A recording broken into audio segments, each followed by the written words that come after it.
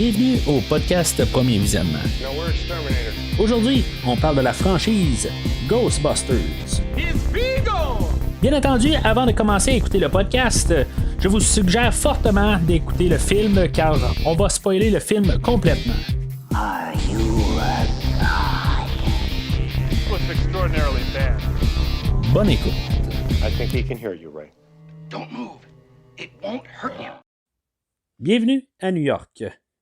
Aujourd'hui, on parle de SOS Fantôme, sorti en 1984 et réalisé par Ivan Reitman, avec Bill Murray, Dan Aykroyd, Sigourney Weaver, Harold Ramis et Rick Moranis.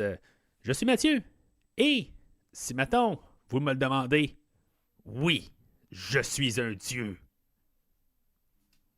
Alors, bienvenue au podcast. On commence une nouvelle rétrospective aujourd'hui avec la franchise de Ghostbusters. Franchise qui était là pas mal toute ma vie. Là. Dans le fond, j'avais genre 4 ans quand ça a sorti, là, mais c'est une grosse franchise là, qui a eu beaucoup d'impact sur la culture du cinéma. Il y a beaucoup de... je veux dire, c'est la grosseur ou l'impact de Ghostbusters... malgré c'est juste ces 2 premiers films, là, en enlevant là, le remake de 2016, puis le film Afterlife, puis bien sûr le film qui va s'en venir, ou ce qui va être comme techniquement la fin de la rétrospective pour le moment, là, jusqu'à temps que peut-être qu'on ait un autre film par la suite. Mais c'est l'impact de ce film-là en particulier. Est immesurable, je pense bien. Là, c'est vraiment quelque chose, un phénomène, dans le fond, que j'ai pas pu toucher là, quand Afterlife est sorti pour X raisons. Il y avait beaucoup d'affaires qui sortaient. Là, en tout cas, j'essaie de comme condenser la rétrospective des Planètes des Singes pour pouvoir parler aussi des Ghostbusters. C'est comme, je me suis dit, je peux-tu passer tout, 2 mois et demi à parler juste de la Planète des Singes? C'est pour ça que, dans le fond, la semaine passée, on avait les 2 premiers films. On va faire les 2 premiers films de Ghostbusters, dans le fond, chaque semaine. Cette semaine ici, la semaine prochaine. Après ça, on va retourner avec la Planète des Singes pour 2 semaines pour compléter la première lancée là, des Planètes des Singes avec les 3 films. Fait comme en 3 semaines, on va avoir fait 5 films avec Planète des Singes. Ça demande beaucoup de temps. Puis très de complications de ma part, mais bon, ça va avec la job, mettons. Mais c'est ça, quelque part, on est rendu à Ghostbusters pour cette semaine, là, s'en allant là, vers le nouveau film là, Frozen Empire, que j'ai pas vu d'annonce. Là, j'ai juste vu le poster, là, sachant que Frozen Empire... ça va être, je sais pas si c'est Noël ou quoi exactement là, à New York, mais en tout cas, il va y avoir de la neige. Puis c'est ça, fait que, on s'en va vers là dans la rétrospective là, dans les prochaines semaines. Là, ça va être Ghostbusters. On va couvrir tous les films. Éventuellement, je vais finir avec La Planète des Singes. Après ça, on va aller avec le remake de 2016. On va parler d'Afterlife quelques semaines plus tard. Puis après ça, ça va être le nouveau film. Là-dedans, c'est ça, on va tout couvrir.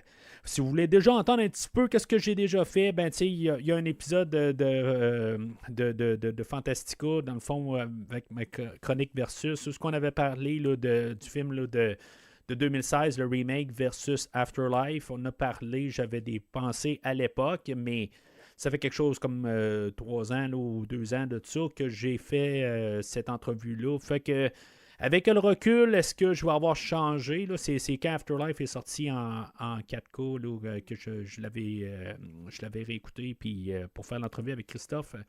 Fait que, avec le recul un peu, j'avais des pensées à l'époque. Qu'est-ce que, avec un peu le recul, en tout cas, je pense que c'était un peu controversé qu'est-ce que je pensais à l'époque en bout de ligne. Sans dire que j'adore le film de 2016, je respecte, en tout cas pour l'instant, là, avant de l'avoir écouté, je respecte quand même la franchise, le retour, le remake dans le fond, que je sais que ça c'est controversé, mais d'un côté, là, je le respecte pour qu'est-ce qu'il a essayé de faire.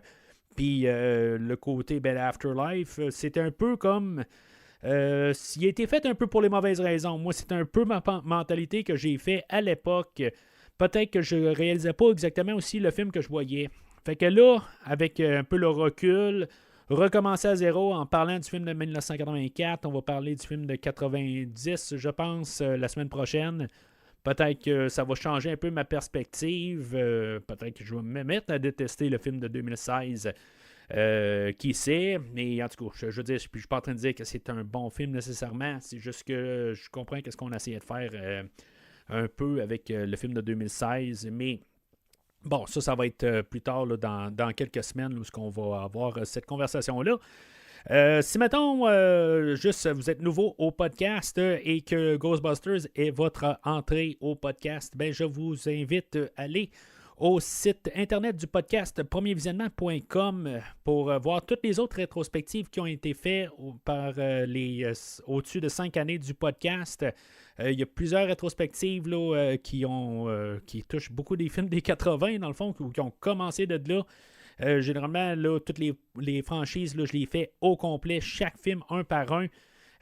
Comme la franchise des films de DC, où j'ai commencé avec le film de Superman and the Mole Man, puis j'ai fait tous les films qui ont suivi par ça, dans les films des 90, en passant par Steel, des films là, bien obscurs. En fait, il m'en manque un là-dedans qu'éventuellement je vais couvrir, là, mais en tout cas, ça, c'est quelque chose à part entière, là, mais dans le fond, les 40 films de DC ont été couverts. Des films de Rambo, des films de Terminator. En tout cas, vous pouvez tout trouver ça là, sur le site internet du podcast.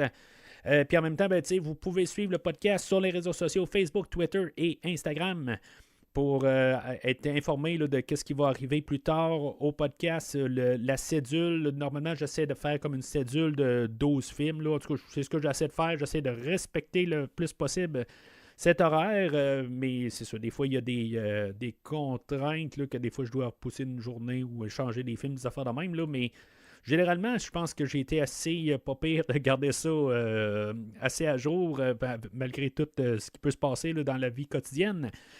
Fait que c'est ça, fait que je vous invite à suivre le podcast aussi là, sur n'importe quel balado, là, distributeur, là, que ce soit Spotify, n'importe quoi, là, de suivre là, pour peut-être avoir quelque chose là, qui pourrait vous intéresser dans un avenir et même un passé. Fait que le film de Ghostbusters a commencé par la plume de M. Dan Aykroyd qui fait le personnage de Ray Stantz. Lui, Canadien en passant, qui, je pense que c'est même Montréal, je n'ai même pas checké là-dessus, mais lui, il avait travaillé avec John Belushi sur les films de Blues Brothers. Mais c'est sûr, dans le fond, il avait travaillé un peu avec une idée, un petit script, que dans le fond, c'était pour être une comédie, c'était quelque chose, en tout cas, il voulait jouer avec John Belushi. Monsieur Belushi est décédé en 1982, 2 ans avant le film d'aujourd'hui, mais il voulait quand même porter fruit son scénario qu'il avait fait. Fait que lui, il avait travaillé, je crois, c'est sur Saturday Night Live. On va voir qu'il y a beaucoup d'acteurs qui viennent de là aujourd'hui. Là, c'est énorme. C'est un show américain, dans le fond, où ils font des sketchs. Puis, dans le fond, c'est là, je pense qu'on va avoir été chercher Bill Murray. Bill Murray, puis Harold Ramis, je pense qu'il avait travaillé sur le film Stripes. C'est pour ça, en quelque part aussi, tu as toutes des connexions de même. Mais Dan Aykroyd va avoir embauché aussi Harold Ramis pour un peu retravailler le script, puis tu sais, comme enlever John Belushi, l'adapter, puis tout ça. Puis en tout cas, fait que finalement, ça vient de les deux acteurs. C'est comme un peu le bébé de Dan Aykroyd et Harold Ramis qui va avoir écrit le film à sa base. Puis c'est ça, dans le fond, en l'ayant réécrit, puis tout ça. C'était pas très très confiant. T'sais, aujourd'hui on voit ça, c'est sûr que là, c'est comme la franchise de Ghostbusters. On avait même une série télé là, dans les années 75 qui s'appelait The Ghostbusters, que dans le fond ça fait un petit problème là, de nom de franchise, puis c'est pour ça éventuellement on a eu une série télé là, spin-off là, ou la suite là, des aventures là, de nos chasseurs de fantômes, ou ce qu'on a appelé The Real Ghostbusters pour différencier, puis pour une question là, de marque de commerce. Mais essentiellement, ben, c'est ça. Dans le fond, ça vient là, de M. Aykroyd qu'on a fait qu'on a écrit ce film-là. Puis, dans le fond, ça s'est fait quand même assez rapide, la réécriture, en trouvant là, des producteurs pour... Un petit peu comme dans le film aujourd'hui, où notre équipe de chasseurs de fantômes doivent se trouver un travail assez rapide pour pouvoir ouvrir leur compagnie de chasseurs de fantômes. Puis, vraiment, comme un peu risquer le tout pour le tout. Puis, c'est ça, quelque part, ils sont arrivés avec quand même un budget quand même assez gros, dans le fond, pour un film qui sort de nulle part. On demandait quelque chose comme un 30 millions pour faire le film. Puis, tu sais, dans le fond, en plus, tu sais, à cette époque-là, il faut y penser, c'était pas quelque chose c'est quand même un gros montant pour quelque chose qui n'a pas été prouvé. Là. Le film aujourd'hui va être une des premières fois là, qu'on va utiliser là, vraiment des effets spéciaux pour un film comédie, dans le fond, dans la catégorie comédie. Je ne sais pas si je mettrais ça exactement en comédie, mais en tout cas, ça fait partie un peu là, des films là, qui ont comme forcé à avoir une autre catégorie là, de classement de films là, qu'on n'est pas juste général et 16 ans. Là, dans le fond, là, c'est avec tout un peu qu'est-ce qu'on voit aujourd'hui. C'est pas à 100%, mais c'est quand même des choses là, que j'ai parlé comme avec Gremlins puis Indiana Jones, là, mais c'est un peu tout ça. Là, ça fait-tu pour les enfants tout ça? Oui, mais avec certaines restrictions, puis c'est ça. Ça l'aide pas dans le temps là, de tous les classements, là, puis ça l'a aidé beaucoup à ça, là, qu'on ait finalement un nouveau classement point de vue de la régie du cinéma.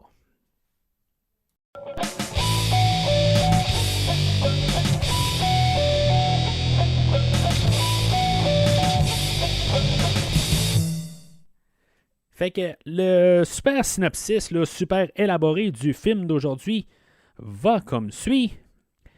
Trois anciens professeurs de parapsychologie ouvrent les portes en tant que service unique d'élimination de fantômes. Fait que, tu sais, on est rendu genre 2 ans après là, des films comme Poltergeist, où on avait comme les fantômes bien épeurants, là.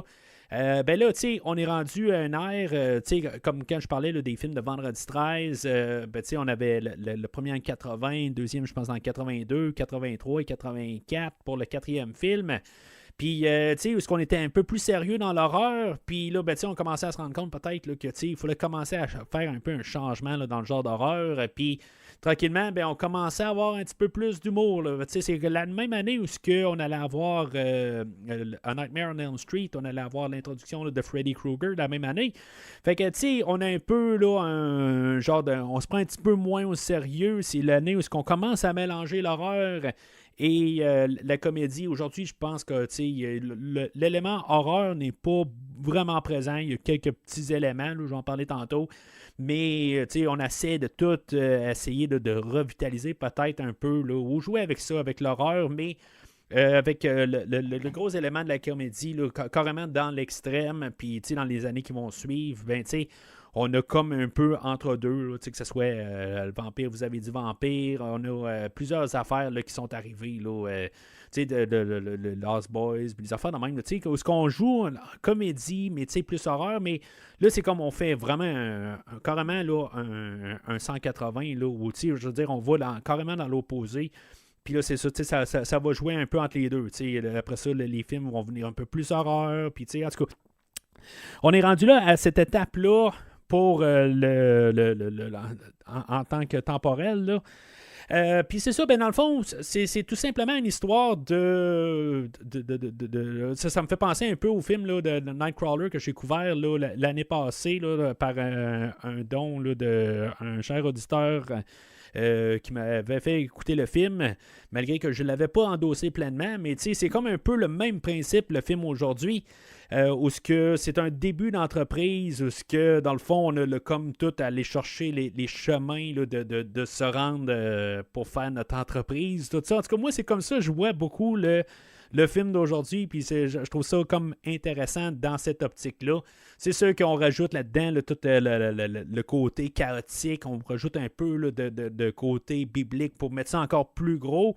Mais c'est essentiellement le début d'une compagnie, puis que qu'on essaie de juste comme montrer toutes les choses, les lois là, de juste construire une entreprise, que ça soit le représentant là, plus tard qui va arriver, le Walter Peck, qui va être comme l'organisme gouvernemental pour faire les régulations, les lois, puis tout ça, puis des affaires de même, des limites, des choses qui doivent être respectées, des affaires de même.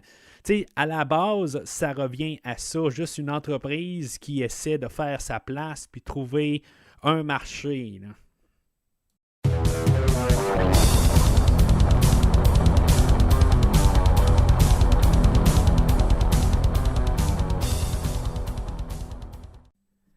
Fait que moi, dans le fond, mon point de vue pour le film, la manière que je rentre là-dedans, c'est bien sûr, je l'ai vu un nombre incalculable de fois à l'époque.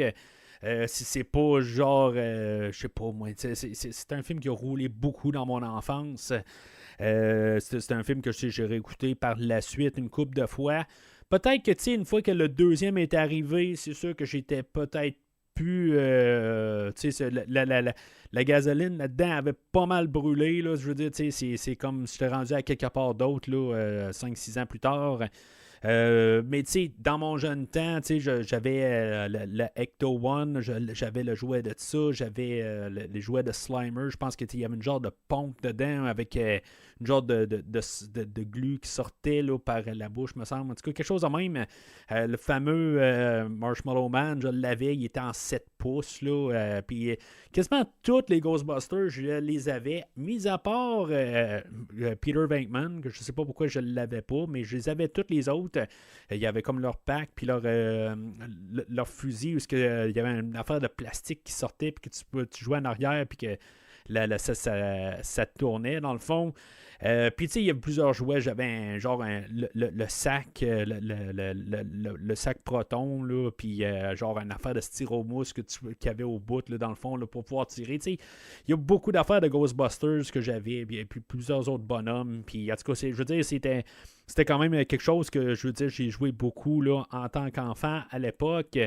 Puis c'est ça, dans le fond, à la suite du 2, c'est un film que j'ai vu quand même assez souvent pour la suite. Je veux dire, je me suis acheté la trame sonore, ironiquement, du deuxième film, là, pas le premier, là, à l'époque, là, je la trouvais plus. Puis genre, j'étais tombé sur la cassette du deuxième film. Fait que c'est quelque chose que j'ai écouté quand même une couple de fois. Là, on va parler là, la prochaine fois.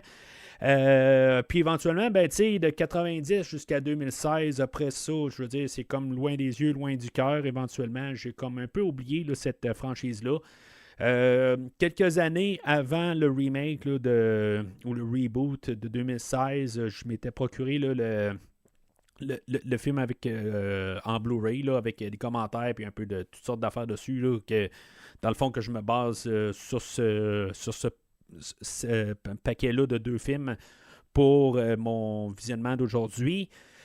Mais c'est ça, à quelque part, je veux dire, c'est comme c'est là, ça a pris quasiment une vingtaine d'années avant que je réécoute là, ces films-là. Il y a comme eu un gros temps là, où je n'ai pas vu ces films-là.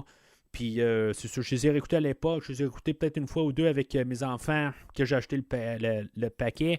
Puis je pense que même quand on est arrivé au film de 2016, je suis même pas sûr que je les ai vraiment réécoutés. Je pense que c'est comme c'était passé. Là. Je veux dire, j'avais passé vraiment à autre chose, malheureusement. Puis c'est ça, fait que, avec le film de 2016, c'est beau, je veux dire, j'ai aimé ça à l'époque. Puis après ça, on est arrivé à Afterlife. Puis c'est ça, aujourd'hui, c'est ça, là, je le réécoute totalement. Puis, tu sais, avec mon garçon, j'ai fait la réécoute avec William. Puis, tu sais, que même il m'a fait remarquer des choses que j'avais pas remarquées. Puis là, tout d'un coup, ça me saute au visage que j'ai refait le deuxième visionnement. Je me suis dit, voyons, pourquoi j'ai jamais vu ça? C'est sûr que, tu sais, à l'époque, on l'avait sur bêta, là, genre, ou sur VHS, ou qu'on l'avait tapé de la télé. Puis qu'il y avait des choses que, tu sais, on pouvait juste pas voir, là, tout le long du film, là, finalement, je m'étais jamais rendu compte qu'on voyait le Bidamum Chamel à la fin, là.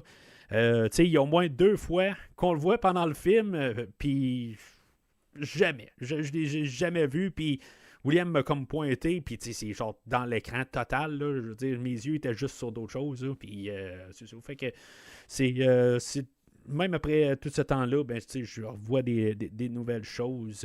Mais comme je vous dis, ça fait quand même un bout là, que j'ai réécouté la franchise. Puis d'un côté, Comme j'ai parlé tantôt, puis avec mon entrevue en Fantastica, le film de Afterlife, pas que je ne l'ai pas aimé, je veux juste mettre ça clair, c'est juste que c'est les intentions un peu, parce que un n'a pas marché, ben là, tout d'un coup, on revient, on fait un 180, puis on dit, bon, mais on fait un Ghostbusters 3 tout d'un coup. Pendant des années, on parle tout le temps Ghostbusters 3, Ghostbusters 3. Finalement, ben, on décide qu'on fait un reboot, mais finalement, ben, on en revient à... C'était un peu la mentalité que j'avais pas aimé à l'époque. Fait que là, on en revient un peu en arrière, puis là, je me sens plus à l'aise de revenir, peut-être plus que quand en 2021, je pense que qu'Afterlife est sorti. Je me sens plus à l'aise en ce moment d'être en arrière de la franchise que je l'aurais fait si je l'aurais couvert à l'époque. Fait que, même pour vous, puis pour moi, ben c'est ça. Je pense que c'est le meilleur temps pour couvrir cette franchise-là. Parce que, honnêtement, je pense qu'on va avoir un bon film. En tout cas, on va avoir une meilleure suite. Puis je sais qu'Afterlife, je vais mieux l'apprécier en l'écoutant pour cette fois-là qu'à l'époque quand il est sorti. Fait que le film commence, on voit une bibliothèque de New York, puis on voit tout de suite une statue là, d'un lion, puis dans le fond, c'est un peu peut-être pour un présager aussi qu'on va jouer avec genre des gargouilles, des affaires de même. Là. En tout cas, on parle là-dessus.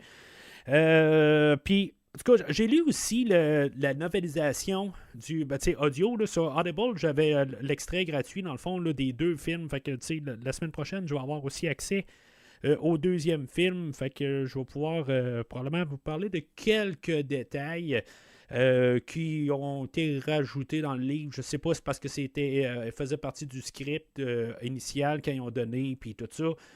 Mais c'est essentiellement la même affaire, vraiment. Là, c'est comme ils rajoutent des scènes ou des idées juste pour compléter qu'est-ce qui se passe dans la tête de tel personnage. Il y a des scènes qui passent super rapides.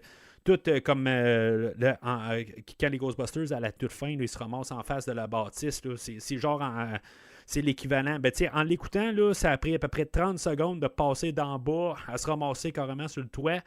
Il y a comme des scènes qui passent super rapides, puis il y a des temps où ça ralentit, on dirait. C'est pas très très égal. C'était correct d'écouter, mais honnêtement, j'ai pas eu de fun nécessairement à l'écouter parce que c'était trop pareil. Ils vont avoir changé un petit peu aussi. Il y a des lignes qui sont dites par d'autres personnes, comme à la toute fin, où c'est Winston qui dit qu'il aime New York, je pense, dans la version en français. En anglais, il dit « I love this town », mais c'est Venkman qui le dit, c'est pas Winston. Puis je pense que la ligne, que c'est Winston, lui arrive puis il dit est-ce que la prochaine fois qu'on le dit, est-ce que qu'on te demande si tu es un dieu, ben réponds oui. Ben je pense que c'est Ray qui le dit dans le livre. Il y a un peu là, des lignes qui ont été interchangées des personnages, mais en tant que tel, là, dans la globalité, là, écoutez le livre si ça vous intéresse, mais honnêtement, là, ça sert absolument à rien. Puis, je veux dire, ça m'aurait fâché, je pense, d'avoir donné de l'argent là, pour entendre la novélisation du film en question. De toute façon, ils disent dans le commentaire audio que beaucoup des acteurs, ils travaillaient beaucoup ensemble. Puis, ils étaient capables de souvent donner le ligne à d'autres, puis ça ne leur dérangeait pas. Il n'y avait pas vraiment là, d'orgueil. Je veux dire, c'était 4 acteurs qui s'amusaient ensemble, puis ils se disaient, bon, ben, pas là que Winston, on va en parler un peu plus tard dans le film, probablement que, moi, j'ai l'impression qu'ils ont dit, bon, on va lui donner des choses à faire, parce qu'il arrive tellement tard dans le film, il n'y a rien à faire, fait qu'au moins, on va lui donner quelques lignes. Moi, c'est mon impression que, dans le fond, c'était écrit pour Venkman, c'était écrit pour Ray Stantz, puis c'est ça, fait qu'on lui a donné, puis en tout cas, on n'est pas rendu à la fin du film, on le commence. Mais là, ça m'apporte à la bibliothécaire que, dans le fond, c'est dans le livre, on l'appelle Alex. Puis, c'est ça. En tout cas, puis j'ai l'impression qu'elle est plus jeune là, dans le livre, là, mais c'est tous des petits détails. Là, rendu là, ça ne change absolument rien. Il y a toujours, quand on se promène dans les allées, les cartons, là, c'est juste que ça rappelle tellement d'affaires. Là. Ça fait longtemps que je n'ai pas mis les pieds là, dans une bibliothèque, mais pour rechercher un livre où on ouvrait les tiroirs pour regarder, là, pour trouver le livre. Puis que là, c'est ça. Dans le fond, eux autres, ils ont installé des souffleurs en arrière de la bibliothèque, puis du rack. Puis dans le fond, ils soufflaient dans les trous. Puis c'est pour ça que les cartons, ils ils partent de l'intérieur vers l'extérieur. Là. C'est ça qu'ils ont fait comme extrait. Pour faire le visuel. Il y a beaucoup d'affaires qui sont faites en caméra en tant que tel. Il y a beaucoup d'effets visuels, là, comme quand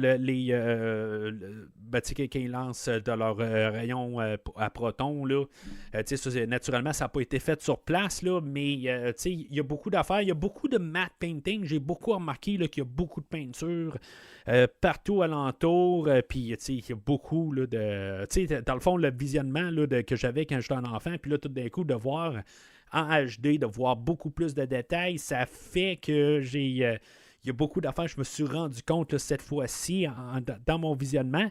Mais ça reste que visuellement, c'est un film qui est quand même bien fait. Il y a des affaires que, je veux dire, on le voit, là, qui sont sur un plateau, surtout à la fin, là, c'est un plateau, puis il y a vraiment juste une image en arrière. Mais l'illusion était toujours bien gardée là, pour l'époque. Puis, je veux dire, toute la bâtisse là, que Dana allait, puis tout avec la fin, tout ça, on le voit qu'alentour, c'est toujours là, c'est une peinture, là, un matte painting qu'ils appellent. Mais pour la générale, là, j'ai rien à dire contre les visuels. Même quand ils bougent là, dans la scène du début, ils bougent là, les livres d'une place à l'autre. Moi, je pense que c'est une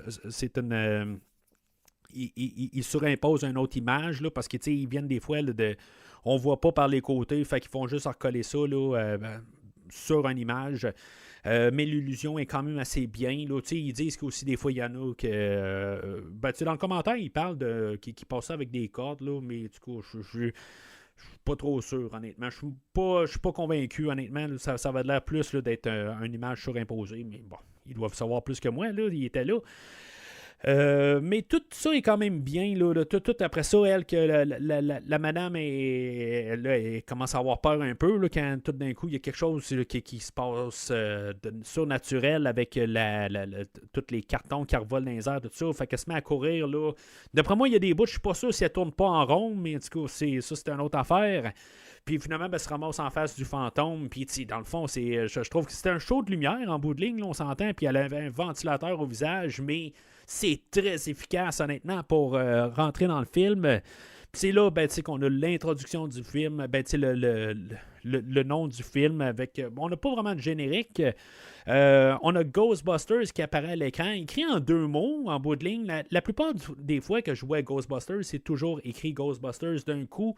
Mais c'est ça, dans ce film-là, je ne sais pas pour les restants, dans le fond, si on va toujours écrire ça sur 2 lignes. Juste avant d'en rentrer, commencer mon enregistrement, j'ai vu pour The Real Ghostbusters que oui, eux autres aussi ont gardé ça en fait de 2 lignes.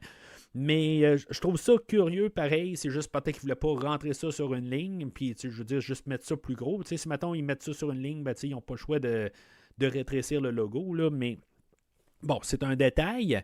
Sauf que c'est ça, quand je l'ai vu, ça me frappe tout le temps au visage que je vois ça en 2 mots écrits de même.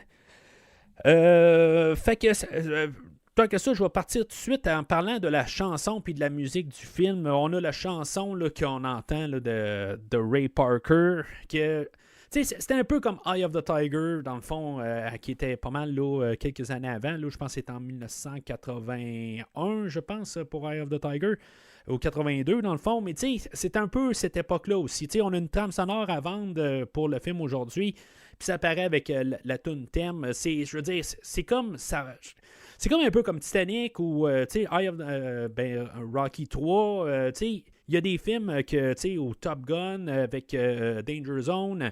Il y a des films que c'est comme la trame sonore est probablement pour 10 à 15% vraiment de la récolte du film. Je veux dire, c'est une toune je veux dire que si on n'aurait pas cette toune-là, ça enlèverait tellement une bonne partie de l'ambiance du film sans dire que le film serait pas aussi populaire, mais je pense que pour la culture, pour la connaissance du film, pour le marketing du film, la toune en est un méchant gros morceau. C'est une chanson qui joue encore régulièrement des endroits à la radio quand on joue un peu là, du rétro. Je veux dire, c'est quelque chose là, qui joue toujours dans des parties, que ça embarque le monde dedans. C'est comme des chansons cultes. Puis c'est comme, t'as comme pas le choix que t'embarques. Quand t'entends cette tune-là, je veux dire, c'est comme, tu peux pas être juste émerveillé par le fun, par le beat de cette chanson-là, tant qu'à moi. C'est pas nécessairement que je trouve que la chanson est bonne, mais c'est comme le rythme, puis c'est comme tout ça alentour. Je veux dire, c'est ce que c'est, là. Chanson aussi, là, la musique là, par Elmer Bernstein, que aussi c'est une bonne trame sonore, dans le fond, ça compense bien, ça fait un peu plus il y a comme un thème là-dedans qu'on entend un peu partout là, dans le film, là, au piano, tout ça, qui est comme puis, en tout cas, je veux dire tout le temps plus joyeux, plus rigolo un peu. Qui fait que justement, c'est comme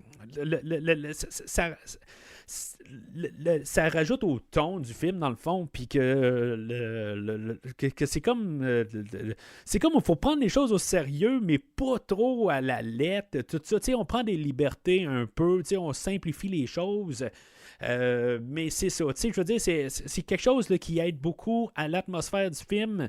Puis qui fait que le film est fun. C'est pas, même si on va avec des enjeux tout gros à la toute fin, je veux dire, de destruction du monde, tout ça, c'est comme, on a du fun aujourd'hui. Puis c'est grâce aussi beaucoup à la trame sonore. Puis, il y a beaucoup de chansons là, dans la trame sonore. Comme je t'ai dit tantôt, je ne la possédais pas, cette trame sonore-là, mais je l'ai écouté, dans le fond, juste pour faire l'exercice, pour embarquer, là, pour savoir qu'est-ce qu'il y avait comme chanson sur la trame sonore. Si vous l'écoutez sur Spotify, vous vous rendez compte qu'il n'y a pas toutes les tunes qui sont disponibles, là, comme Saving the Day vers la fin, là, par les frères El Seuil ou quelque chose de même, là, je ne sais plus trop qui sont pas là, LSE Brothers, qui n'est pas qui est pas sa trame sonore pour une raison ou pas. Là, je trouve que c'était une des meilleures chansons là, de la trame sonore, mais toutes les chansons là, sur la trame sonore, là, je veux dire, c'est beaucoup de chansons que j'ai entendues plusieurs fois, mais en dehors du film aussi, là, il y a quand même une couple de hits là-dedans. C'est sûr que, ils sont pas capables du tout de tenir tête à la tune thème, puis c'est normal là, quelque part, là, je veux dire, c'est un méga hit.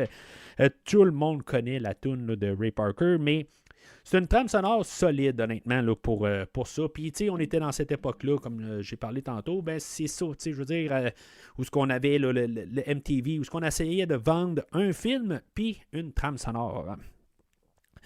Fait que c'est là qu'on est introduit au personnage de Peter Venkman, que lui, c'est un psychologue que, je sais pas quoi dire nécessairement, comment le prendre, Peter Venkman, là-dedans. Comme j'ai parlé tantôt, là, dans le fond, Bill Murray, Harold Ramis avaient déjà travaillé ensemble là, sur Stripes, puis je pense qu'ils avaient fait aussi un peu de temps là, sur Saturday Night Live, puis c'est pour ça, dans le fond, que Dan Aykroyd les connaissait. Ben, c'est sûr que, dans le fond, ils postulent, puis des affaires de même. Puis, plus tard aussi, là, on va avoir Rick Moranis, là, qui fait le personnage de Louis, qui, justement, aussi a été ramassé dans Saturday Night Live. Mais c'est ça, ce personnage-là, c'est comme... savoir c'est qui vraiment le personnage principal du film. Moi, je pense que c'est Peter Venkman, mais en même temps, c'est comme un peu... Je ne vais pas dire que c'est un personnage crasseux, mais c'est pas un personnage... Je sais pas, je me sentirais pas à l'aise d'avoir lui comme ami, quelque part. Dans le livre, il explique un peu qu'il s'est passé quelque chose dans... Je sais pas si c'est tiré d'un scénario là, puis qu'on a coupé au montage, mais tu sais que dans le fond il y avait eu il y a eu un jeune temps avec le personnage là, de Dan Aykroyd, là, de Ray, en sortant du secondaire, puis il avait comme un peu sauvé une situation, puis tout ça, puis ses parents à Ray, ils ont légué la maison à cause de ça, puis juste pour tout le temps qu'ils soient un peu sécure, tout ça, puis ça va revenir un peu la maison un peu plus tard. Dans le fond, il va la mettre en gage là, pour avoir un prêt hypothécaire.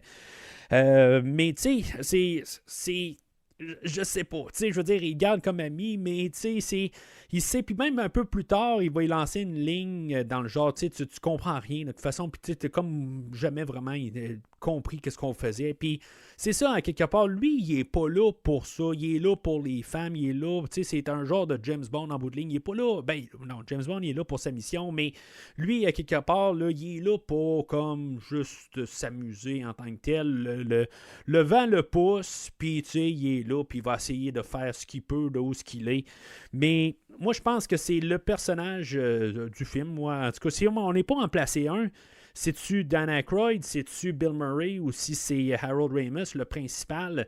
Je pense que Harold Ramis, je vais le tasser tout de suite. Je veux dire, il est vraiment acteur de support. Mais c'est ça. C'est qui entre les deux vraiment, là, comme le personnage principal? Mais tu sais, c'est ça, c'est très ambigu à quelque part. C'est qui, tu sais, à la toute fin, il n'y en a pas un qui fait plus quelque chose que l'autre. C'est comme ils ont tous un peu leur partie. C'est Ray à la fin qui va se tenir tête en face des Ghostbusters. Il me semble que c'est pas clair. C'est un peu comme les Ninja Turtles, dans le fond, qui sont 4 aussi. C'est qui le plus principal? Tu sais, je veux dire, je pense que la plupart vont arriver puis vont tasser tout de suite Donatello de là.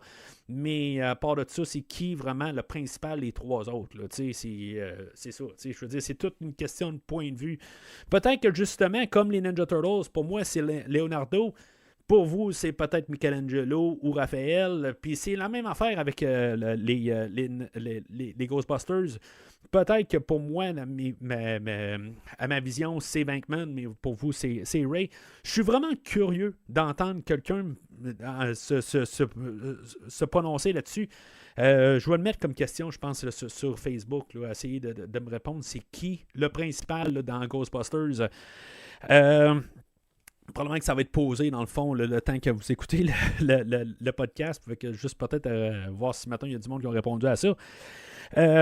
Puis c'est ça. Fait que lui, dans le fond, il est en train de passer un test sur 2 étudiants. Dans le fond, ils vont le payer 5$ pour 80 questions. Savoir juste s'ils sont capables là, d'être un peu là, télékinésiques, là, dans le fond, ou en tout cas capables de voir si, mettons, c'est quoi la carte que Venkman il tient.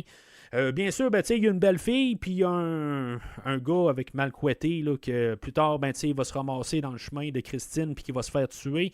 Fait que, fait qu'il lui, il sait que ça, il en a juste pour 2 ans, lui. Fait que, c'est assez, là. Fait que, aucun rapport. Non, je pense que Christine, c'était l'année avant, mais en tout cas, peu importe. Il se dit qu'il aime pas la face du cours, puis ça fait un peu douteux à quelque part. Tu sais, Venkman, dans le fond, qui crouse les étudiantes, en tout cas, c'est très grisâtre comme idée. Bon, peut-être qu'il est majeur, ok, c'est correct, là, ça, c'est pas ça, mais c'est juste le côté de pouvoir. En tout cas, c'est douteux. En tout cas. Mais finalement, on n'en reverra jamais là, cette histoire-là. Là. On a eu l'introduction là, de Ray qui va rentrer, là, que lui, là, finalement, dans le fond, il y a eu mention là, de qu'est-ce qui s'est passé au tout début du film. On va entendre que Egon, lui, il est déjà sur place, mais là, Ray, lui, vient le chercher. Il va chercher un peu d'équipement, puis après ça, il va s'en aller à la bibliothèque.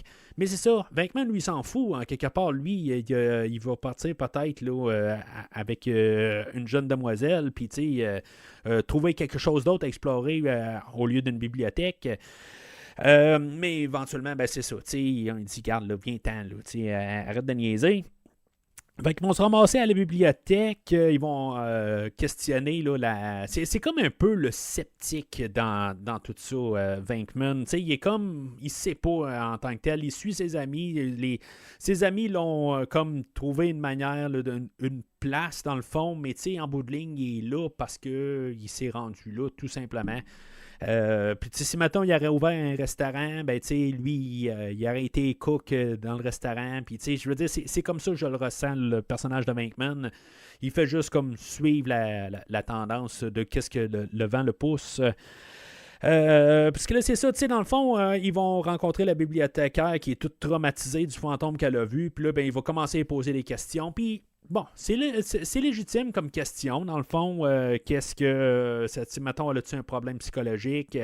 Si elle est menstruée ou quelque chose de même, ça n'a aucun rapport en tant que tel. Peut-être que, je veux dire, il est intéressé aussi, au pire, ou quelque chose de même. Je veux même pas penser à ça exactement. C'est quoi le rapport avec la menstruation? Mais bon, il pose ses questions.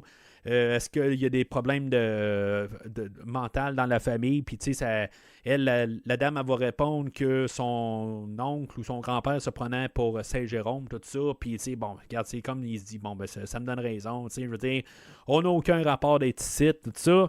Je peux retourner là, dans mes locales. Ben, c'est ça, mais Egon arrive et dit, hey, on a des lectures au sous-sol. Fait que faut descendre de suite.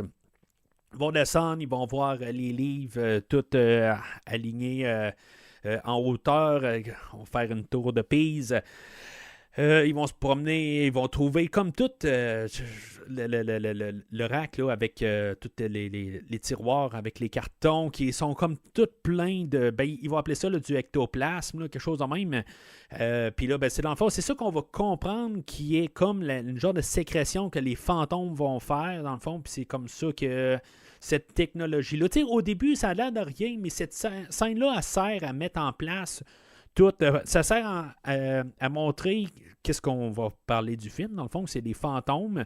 Puis que, tu sais, dans le fond, c'est ça, les fantômes qui vont en quelque part, ben, tu sais, c'est pas Patrick Swayze, à quelque part, qui sont pas invisibles, ben, ils sont, tu sais, qui ont comme un côté matériel, puis qu'ils peuvent sécréter quelque chose. Puis c'est à partir de cette matière-là qu'ils vont ramasser, là, qui a l'air d'être du blanc d'œuf. Honnêtement, moi, j'ai toujours trouvé que c'était du blanc d'œuf, là, c'est dégueulasse, là, comment ça a l'air, là, mais je suis pas mal sûr que c'est ça qu'on a utilisé.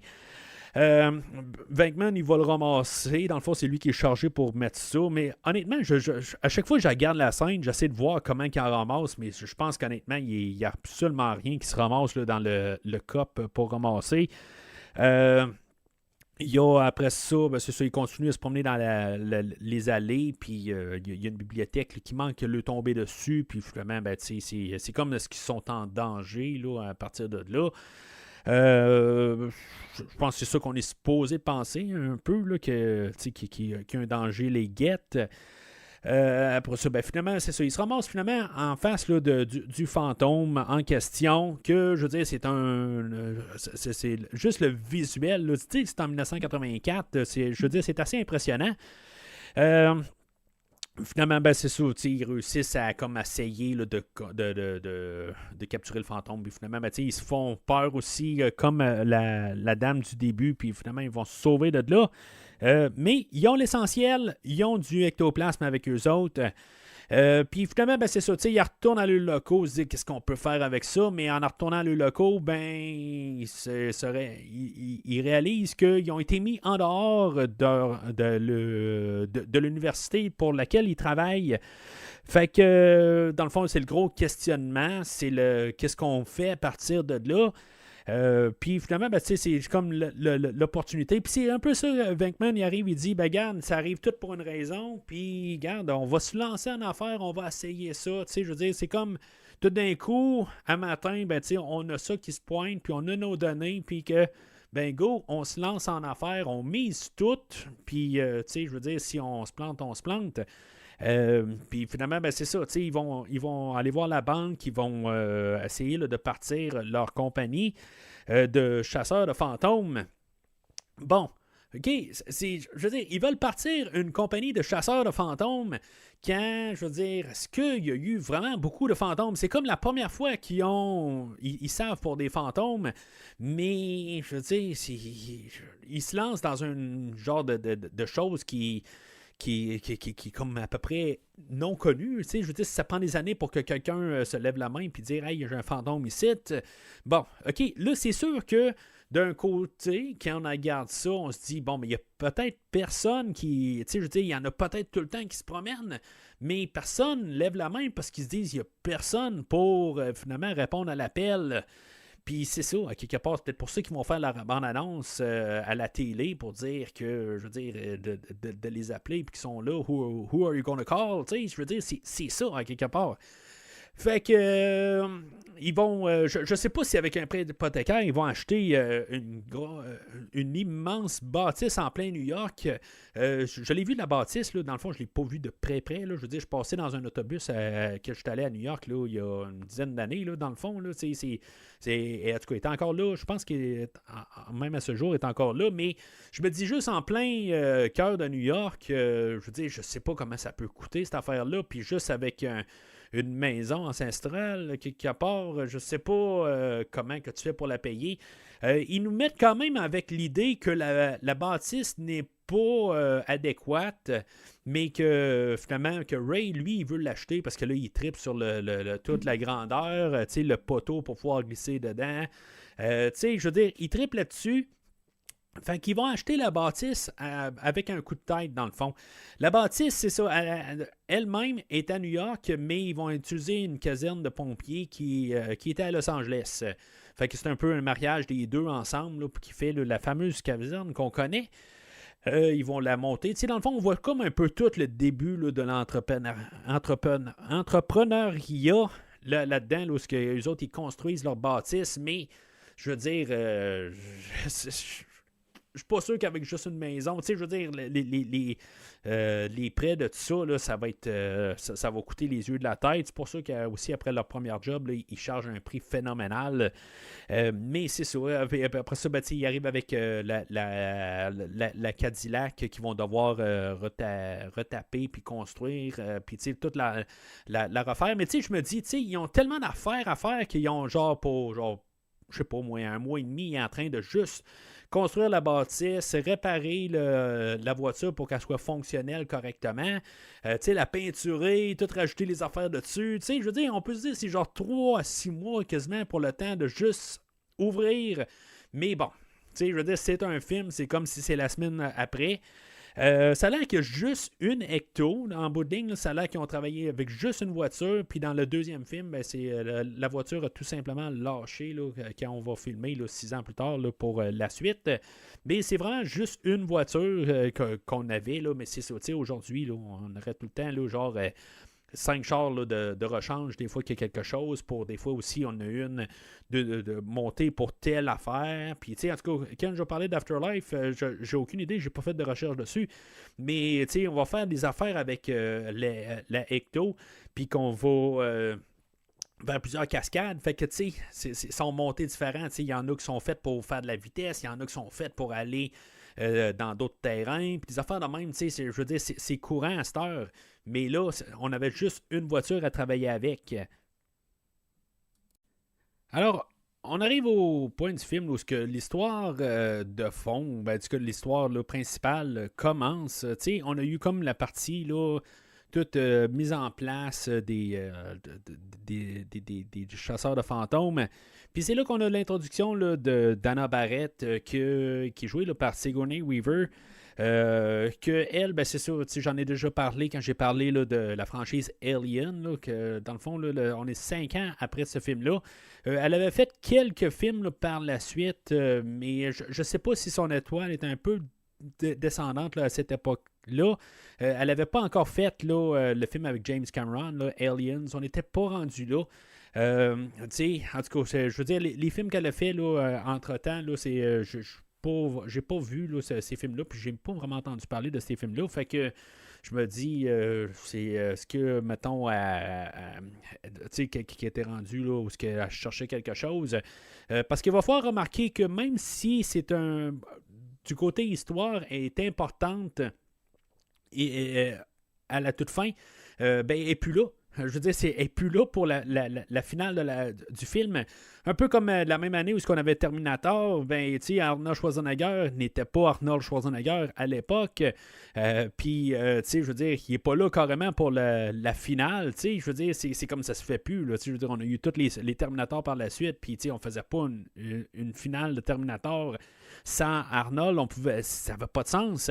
Puis, c'est ça, est-ce que, je veux dire, Sigourney Weaver, elle, n'était pas là pour la finale du film. Je veux dire, elle était importante, comme je dis, pour l'histoire, mais pas présente pour la fin. Fait que, c'est ça, je veux dire, je sais pas.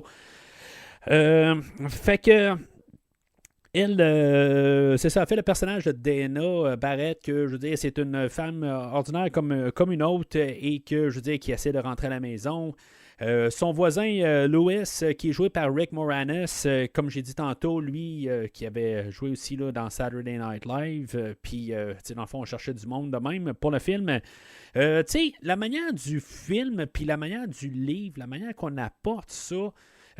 Du côté du livre, il a de l'air à vraiment vouloir rentrer dans sa chambre à coucher, tandis que dans la version film, c'est jamais l'impression que j'ai eue. C'est comme, j'ai toujours l'impression que lui, je sais pas, tu sais, il tripe sur sa voisine, mais pas d'un côté pour essayer de sortir avec. Je pense qu'il cherche juste des amis, tout simplement. Puis que je veux dire que sa voisine, c'est la seule personne qui est dans le corridor, puis peut-être que même il y a quelqu'un d'autre dans le corridor aussi qui arrête pas d'achaler à chaque fois. Je veux dire, tu sais, des fois, si c'est Dana, si c'est Georgette au bout, ou tu sais, que ça soit Bill au bout, ou je sais pas trop quoi, là. Je veux dire, il sort à chaque fois qu'il entend l'ascenseur monter, puis il regarde c'est qui. Moi, c'est mon impression que j'ai du personnage de Lois. Il n'y a rien de malsain, il n'y a rien de tu sais, en tout cas, la version film. La version livre, la manière qu'on en parle, c'est, tu sais, il y a un bout où ce que Dana va lui dire qu'elle a invité quelqu'un pour souper, puis, tu sais, dans le film, il va dire, ah, ben, tu sais, tu l'amèneras lui aussi, il n'y a pas de problème. Mais, qui veut dire que, tu sais, bon, OK, peut-être qu'il paye sur son orgueil, puis qu'il dit, bon, ben, tu sais, elle a rencontré quelqu'un, puis je veux dire, elle viendra avec, il n'y a pas de problème. Mais, tu sais, dans la version livre, ben, tu sais, il va dire, elle, tu amèneras ton ami, eux, avec toi. Tu sais, ça change la dynamique à quelque part, ben, tu sais, à moins que, bien sûr, qu'elle soit, que Dana soit aux femmes, puis ils ne savent pas, là, mais tu sais, en tout cas, c'est comme un peu d'un autre côté, où ce que je veux dire, il laisse la porte ouverte, puis tu sais, on passe dans la tête à Dana Barrett, où quand elle rentre chez elle, ben, tu sais, elle pense que, tu sais, elle pense plus loin qu'est-ce que Louis voudrait avoir, tu sais, plutôt que regarder ça du côté innocemment de le personnage de Louis. C'est pour ça, fait que, tu sais, le personnage de Louis, il est comme naïf un peu. Puis, tu sais, je veux dire, c'est un personnage qui est très étrange, honnêtement. Là, en tout cas, on va peut-être plus en parler là, la semaine prochaine, là, de voir comment que ce personnage-là a évolué. Mais c'est étrange. Quelque part, on voulait trouver un autre personnage là, pour faire finalement là, la clé là, pour plus tard. Mais c'est ça. Je veux dire, dans le fond, c'est juste pour montrer un peu son train-train quotidien, qu'il y a son voisin. Énervant, dans le fond, là, qu'elle aime pas tout à fait, mais qu'elle trouve gentil, qui est très poli envers lui, mais en bout de ligne, elle rentre, puis je veux dire, elle fait ses affaires là, quand elle est arrivée chez elle. Elle rentre avec son épicerie, elle voit la télé. Ben, tu sais, dans le livre, c'est ça, il montre, ben, tu sais, il me semble que j'avais fermé la télé, puis je veux dire, la télé, je me rappelle même pas de l'avoir ouvert, tout ça, tu sais, fait qu'on, bon, tu sais, c'est des choses que peut-être qui auraient été écrites ou l'auteur a pris des libertés pour rajouter des détails, des affaires de même. C'est pour ça que cette partie-là de livre, j'en prends pas vraiment compte. Tu sais, j'en parle vite de même. Ça fait peut-être ou peut-être pas partie là, du script original. C'est pour ça que des fois, les auteurs prennent des petites libertés pour rajouter des affaires là, dans la tête. C'est ça un peu le but d'un livre, là, d'une novélisation. Mais c'est ça, fait qu'éventuellement, ben, elle se ramasse là, dans la cuisine, puis là, ben, ses œufs se mettent à cuire. Dans le fond, ça a l'air que le comptoir était totalement chaud, là, puis ça faisait cuire les œufs, dans le fond. Là. En tout cas, je trouve ça quand même assez pas pire comme effet. Là. Puis c'est ça, bien sûr, ben, c'est là la première fois, dernièrement, là, pour mon premier visionnement du film, que la première fois que je vois l'emballage de Stay Puft Marshmallows. C'est la première fois que je vois ça en écoutant le film aujourd'hui, après avoir vu le film peut-être une quarantaine de fois ou quelque chose de même. Là. Tu sais, en tout cas, c'est William qui me l'a fait remarquer. Là. Je veux dire, moi, j'ai toujours les yeux sur les œufs en train de regarder. Je suis un maniaque d'œufs, j'aime beaucoup les œufs. Puis je regarde juste, puis là, tu sais, il y a comme des bulles qui sortent de là, puis c'est vraiment dégueulasse quelque part. Fait que moi, les yeux sont rivés là-dessus, puis juste à côté, puis c'est gros, puis c'est placé comme vraiment quelque chose qu'ils veulent vendre. Tu sais, je veux dire, si ça serait une bouteille de coke qu'ils mettraient, ben, tu sais, je pense qu'il y a du coke justement dans son réfrigérateur. Mais les marshmallows, en plus, sont vraiment placés vraiment pour qu'on les voit. Là. Je veux dire, tu sais, puis on le voit souvent, mais tu sais, j'ai jamais vu avant. C'est vraiment drôle. Là. Fait que, en tout cas, moi, je trouve ça drôle. Peut-être pas vous, mais moi, je trouve ça drôle. Fait que, elle ouvre son frigidaire, puis elle voit, ben, tu sais, dans le fond, elle voit que sa bouteille de coke que j'ai parlé, ben, tu sais, sa canette est pas là. Elle voit comme il y a un genre je sais pas, un portail volant, puis qu'il y a une créature qui dit Zool. En tout cas, je sais pas comment elle fait pour entendre Zool. Tu sais, je veux dire, si ça sonnerait comme genre Bertrand, ou ça sonnerait comme quelque chose qui sonne normal, mais tu sais, moi, j'ai toujours... Tu sais, après ça, dans une scène plus loin, elle dit qu'elle a entendu Zool, mais il me semble que j'entends juste une créature dire Ouh, tu sais, quelque chose de même. Là.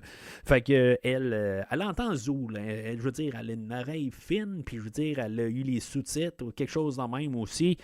Fait que, je veux dire, en ayant vu les sous-titres, peut-être que c'est là, elle se dit « Hey, qu'est-ce que c'est ça, je vois là? » Fait qu'elle ferme la porte. Puis, je veux dire, elle prend 2 jours pour se rendre à Ghostbusters. Où est-ce qu'elle a passé son temps depuis ce temps-là? Je sais pas, mais tu sais, elle a pris quand même 2 jours pour s'y rendre. Fait que, elle se ramasse chez Ghostbusters. Finalement, ben, elle rencontre Venkman. Venkman, je veux dire, je sais pas, tu sais, il est tanné là, de cruiser Janine ou quelque chose de même. Janine qui est jouée là, par Annie Potts, l'actrice Annie Potts avait fait quelque chose, une couple d'affaires à la télé, quelques petits films, tout ça. Bien sûr, c'est le film d'aujourd'hui là, qui va l'avoir mis sur la map, comme pas mal tous les acteurs là, aujourd'hui. Là. Mais c'est ça, à quelque part, Venkman, je veux dire, toujours l'homme à courir après tout.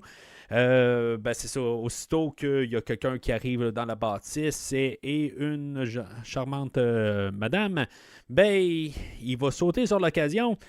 Fait que Dana, elle va commencer à conter son histoire de qu'est-ce qui s'est passé. Elle va passer là, les tests, là, les genres de... je sais pas trop quoi, les radiogrammes, je sais pas trop quoi, là, exactement. Ils vont analyser, voir si, mettons, elle dit un peu de vérité, des affaires de même, là. Dans le fond, on met en place ça pour plus tard, là, quand ça va être Louis aussi qui va poser ses questions. C'est comme un genre de détecteur de mensonges, quelque chose de même, là. Fait que Venkman va se ramasser là, dans l'appartement là, de Dana et commencer à checker, voir si, mettons, qu'est-ce qu'elle a vu, tout ça.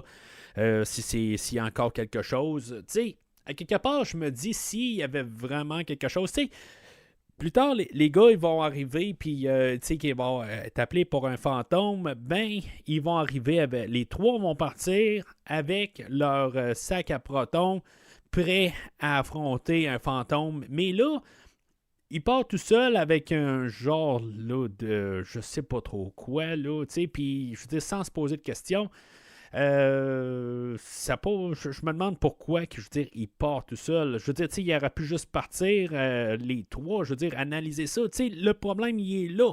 Je veux dire, pourquoi que Venkman part tout seul? Je veux dire, il aurait dû juste aller voir. Je la comprends pas. Tu sais, je veux dire, pourquoi que Venkman et Stans, ils restent à la caserne.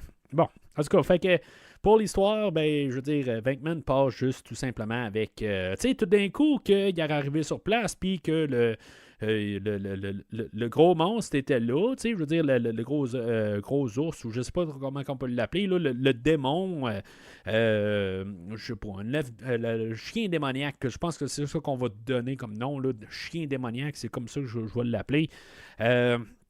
Je pense qu'il l'appelle Terror Dog dans le livre. Fait que je vais utiliser Terror Dog plutôt. Fait que le Terror Dog, le chien de la terreur, mettons qu'il était là, mettons qu'elle ouvre la porte, là, ça fait 2 jours qu'il n'est pas là. Tu sais, le Terror Dog qui est dans l'appartement, puis il est en train de saccager tout, puis là, d'un coup, elle ouvre la porte, puis le Terror Dog, il saute d'en face, puis il me bouffe la tête. Tu sais, je veux dire, c'est comme, ok, je n'ai pas pensé avec sa petite baguette je sais pas qu'est-ce qu'il fait avec ça, là, bon. il est supposé d'avoir des lectures, des affaires de même. Là. C'est probablement comme un genre de compteur là, de radioactivité ou d'ectoplasme, là, quelque chose de même. Là.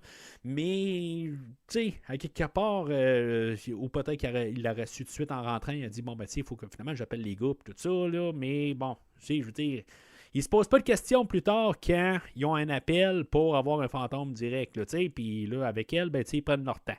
Ils savent que c'est l'histoire du film, c'est pour ça ils disent, bon, ben là, tu sais, c'est la première partie, puis c'est la deuxième partie, puis la troisième suite. Tu sais, c'est tout ça, mais bon.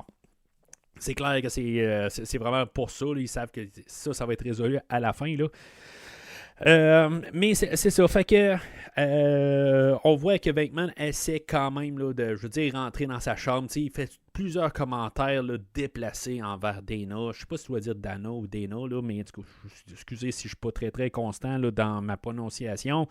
Tu sais, genre, elle dit, il s'est jamais rien passé dans la chambre. Il dit, ah, ben, bonne affaire, tout ça. Tu sais, je veux dire, c'est dommage, tout ça. Puis, tu sais, en bout de ligne, là, lui, il voit ça comme un genre là, de challenge pour pouvoir, tu sais, que finalement, elle ouvre la porte là, pour pouvoir l'inviter à dîner, quelque chose de même, là. Mais c'est ça finit là, en bout de ligne, là, il va sortir de là, puis on va retrouver les 3 gars à la caserne, puis tu sais, on sait que ça fait plusieurs mois probablement, que finalement, ben tu sais, ils ont eu un client, puis c'est Dana, puis c'est ça, à quelque part, ils sont sur le point de faire faillite, quand finalement, ben il y a un bon soir de même, je pense que c'est le soir même, là, parce qu'ils disent, ils lèvent un toast à leur seul et unique client, fait que ça doit être le jour même. Et que finalement, ben, ils ont un appel là, d'un hôtel pour dire qu'eux autres ils ont aperçu un fantôme et qu'ils ont besoin là, de leur aide là, pour l'exterminer. Fait que ils vont partir de là. Tu sais, c'est drôle parce qu'elle répond, oui, ils sont très, très, très discrets. Tu sais, je pense qu'il n'y a rien de plus bruyant qu'eux autres. Je veux dire, c'est tout affiché. Ils rentrent dans l'hôtel, ils disent, hey, il y a quelqu'un qui avait un fantôme. Tu sais, je veux dire, c'est comme. En tout cas, tu sais, j'ai déjà fait affaire là, à ma maison là, avec des exterminateurs là, pour des bestioles, tout ça.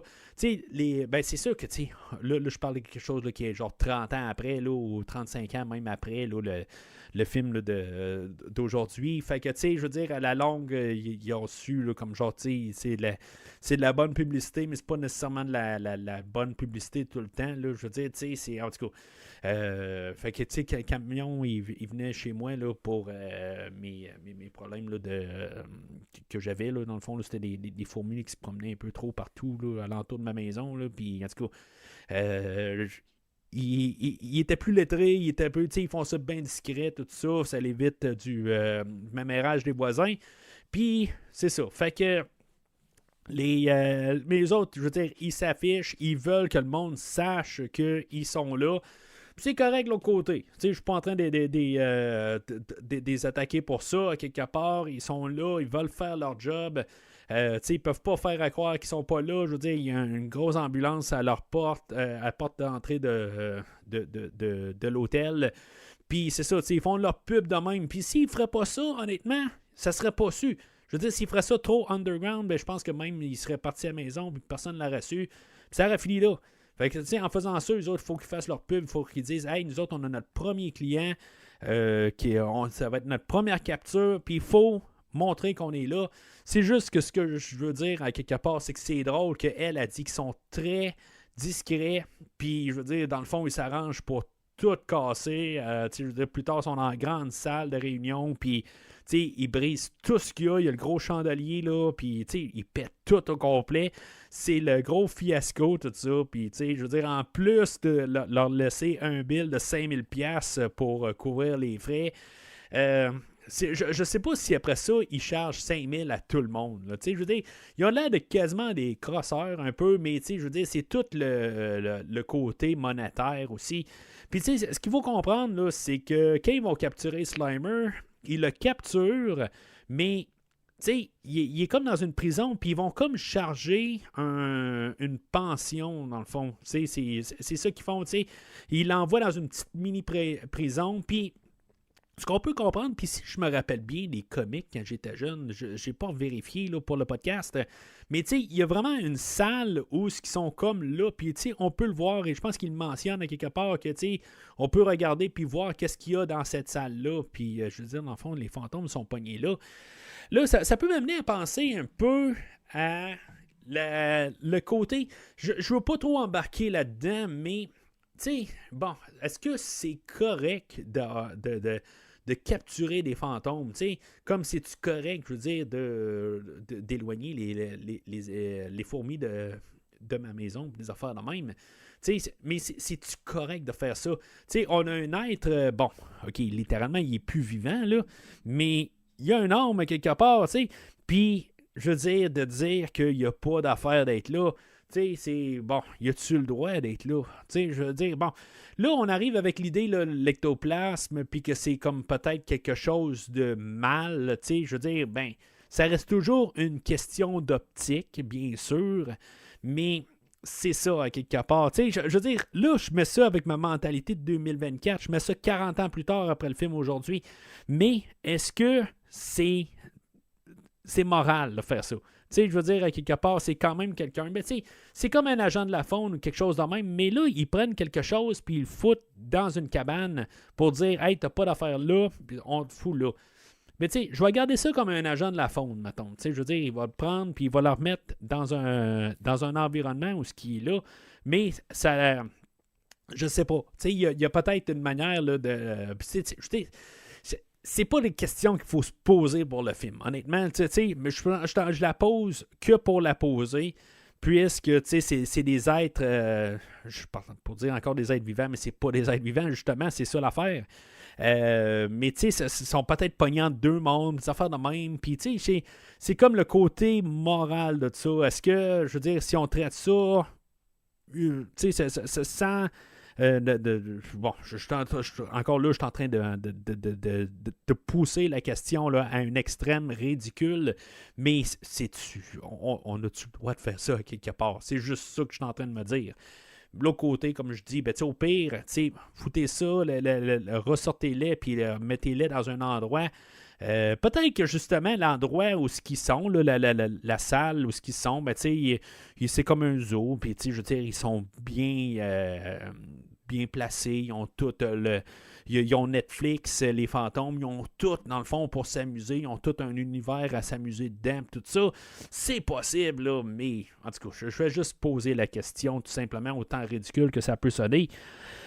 Fait que c'est ça, tu sais, ils arrivent à l'endroit, puis tu sais, ils disent, il y a quelqu'un qui arrive en bas des marches, puis ils disent, vous êtes qui? Puis tu sais, dans le fond, c'est ça, c'est des exterminateurs en bout de ligne, ils sont là pour faire, répondre genre un cafard, quelque chose de même, là, mais c'est ça, en bout de ligne, ils sont là pour exterminer le fantôme ou le ramasser.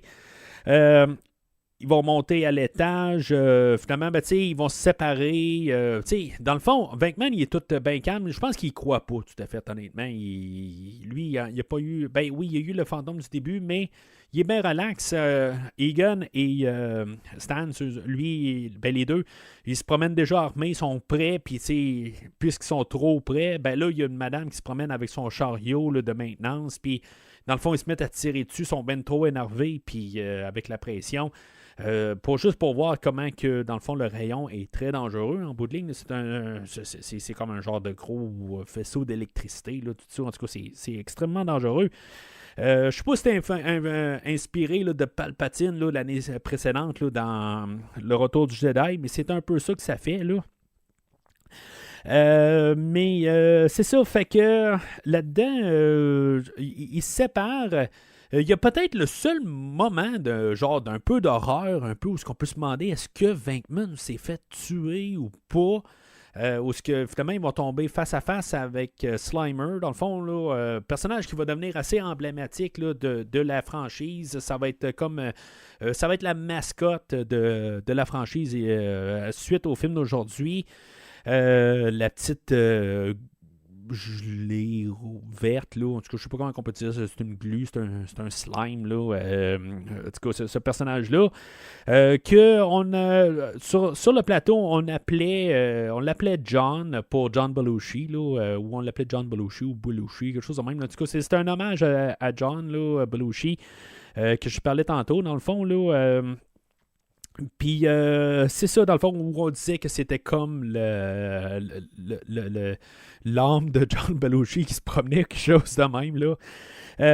Mais c'est ça, tu sais, le fait, on a toute la musique là, de Elmer Bernstein, comme je disais, là, il y a un bout, là, il y a comme des violons, là, ça fait tum tum tum tum tum, juste pour dire, hey, il y a peut-être Venkman qui est mort ou est en danger, tout ça, puis finalement pour découvrir là, qu'il est tout plein de glu sur lui.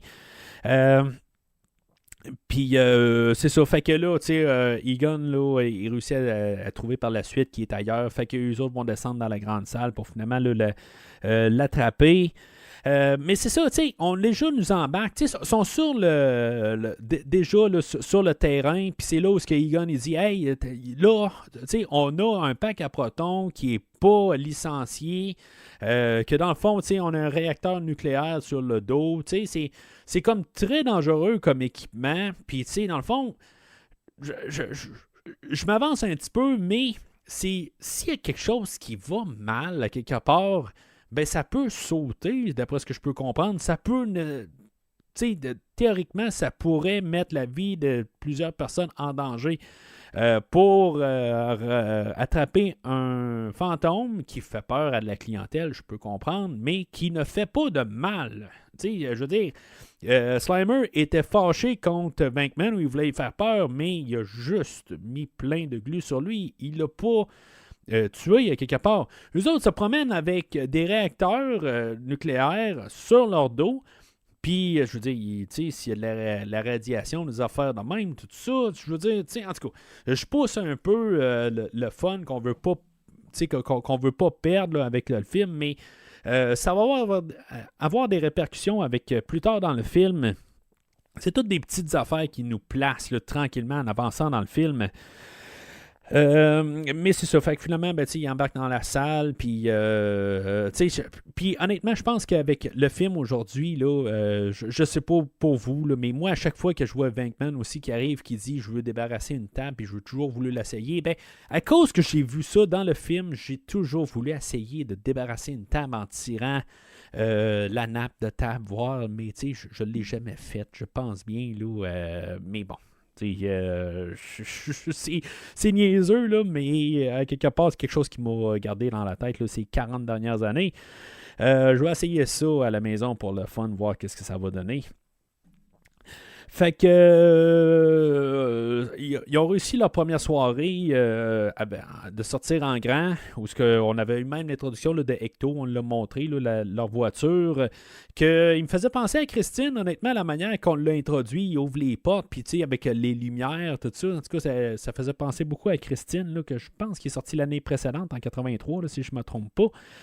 Mais c'est ça, fait que dans le fond, là, on a un petit montage là, de leur succès, où ils font la tête d'affiche là, dans des radios de télé, des shows de radio, des magazines. Il y a plusieurs, les entrevues, sont là partout, dans le fond. Là, ils sont en train là, de rencontrer le succès. Puis finalement, ils vont lancer là, une annonce pour avoir un 4e gars avec eux autres. Le personnage de Winston qui va arriver, là, le personnage là, joué par Ernie Hudson, qu'il est apporté au film juste pour pour rajouter un 3e point de vue, pour rajouter le point de vue de nous. À quelque part, on est supposé être Winston pour connaître le jargon, à quelque part, puis qu'on puisse voir ils disent là, dans le commentaire audio, mais à quelque part, plus tard, quand on veut comprendre quelque chose, c'est Peter Venkman qui va te poser les questions, puis on va y répondre à Peter Venkman, on va lui dire, bon, mais tu comprends pas, je vais recommencer à zéro, puis je vais te l'expliquer à la base. Fait que, honnêtement, je trouve que c'est plate, là, mais Winston, il sert pas à grand-chose dans le film. Autant qu'on a voulu faire quelque chose avec, peut-être qu'on a voulu aussi diversifier là, le monde dans l'équipe, mais c'est ça, à quelque part, je trouve ça dommage qu'il n'est pas là. Puis, tu sais, à quelque part, même l'acteur, ou ce que plus tard, il y a beaucoup de choses qui vont avancer à cause de l'acteur. Justement, je pense que c'est une des raisons pourquoi on a eu Afterlife. Pourquoi est-ce que... En tout cas, je vais rechecker, là, mais tu sais, je suis pas trop sûr. Là, je me lance un peu dans des idées là, que je pense, mais j'ai peut-être quelque chose carrément là, dans le champ. Mais... je trouve ça dommage qu'en bout de ligne, il arrive, mais qu'il ne faut rien dans le film. C'est un peu une question aussi. Bon, ils vont nous montrer qu'est-ce qu'ils font avec les fantômes, qu'ils embarquent là, dans une machine, puis que dans le fond, ils montrent des affaires de même. Mais essentiellement, il aurait pu avoir un autre personnage ou une autre manière là, de démontrer ça.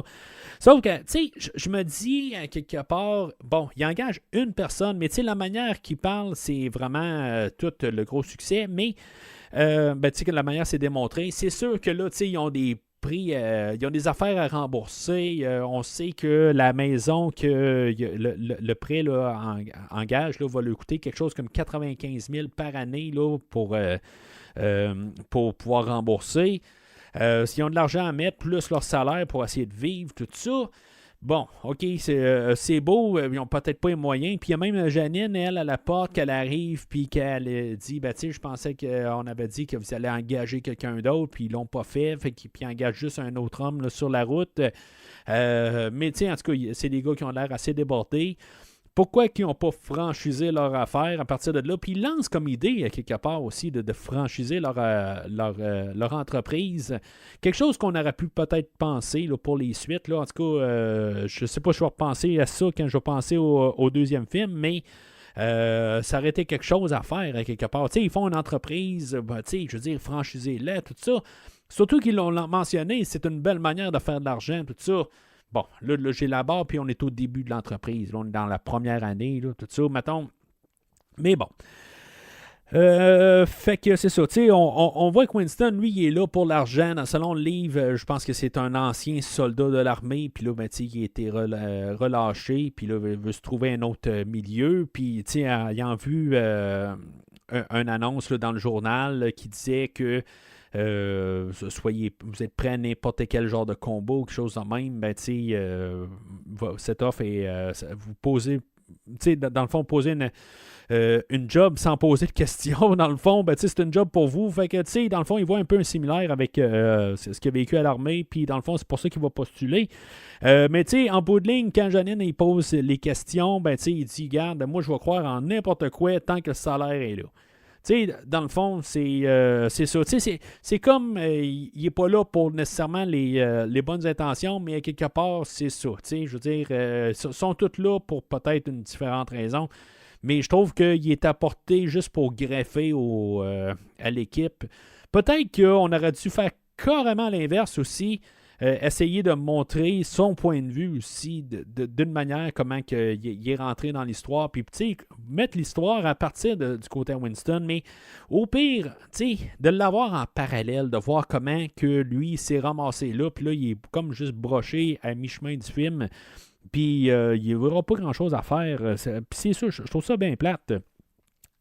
Mais en parallèle, ben c'est ça, on a toujours l'histoire là, de Dana et de Louis qui, eux autres, sont attrapés là, par le Terror Dog, dans le fond, où ce que lui, il va les avoir attrapés, puis il va les avoir convertis là, en les personnages. Là, Peter Venkman s'est ramassé là, avec... il est allé rencontrer là, Dana là, un bon après-midi de même, parce que là, ils ont eu des informations, c'était qui Zool, que Zool, c'était un bras droit à Gozer, et Gozer, c'était un genre de dieu ou quelqu'un de bien satanique là, qui a vécu là, il y a 8000 ans, puis en 600 avant, à 6000 avant Jésus-Christ. Puis c'est ça, à quelque part, que là, je veux dire, c'est quoi toute cette affaire-là? Fait que elle retourne dans son appart. Puis, tu sais, il y a la scène où elle est assise sur son petit divan, où, je veux dire, dans le fond, elle s'apprête là, à se préparer là, pour sa soirée, parce que finalement, elle a accepté là, d'avoir une soirée avec Peter Venkman. Et que, tu sais, dans le fond, c'est tout en caméra. Je trouve ça bien fait. Puis, tu sais, le Terror Dog, là, je veux dire, quand il est sur place, là, la manière qu'il bouge, là, en tout cas, je trouve ça vraiment bien fait, là, la manière qu'il bouge, là, cette créature-là. Tu sais, c'est sûr que des fois, là, il y a comme un genre d'écran vert ou écran bleu, plutôt à l'époque, où on avait comme la marionnette, puis après ça, on la met par-dessus, on la surimpose là, sur l'écran. Ça, c'est un petit peu moins réussi, on s'entend, pour 1984, mais la bête en tant que telle, quand elle est là physiquement, là, je veux dire, je la trouve vraiment phénoménale, là, toute vraiment imposante.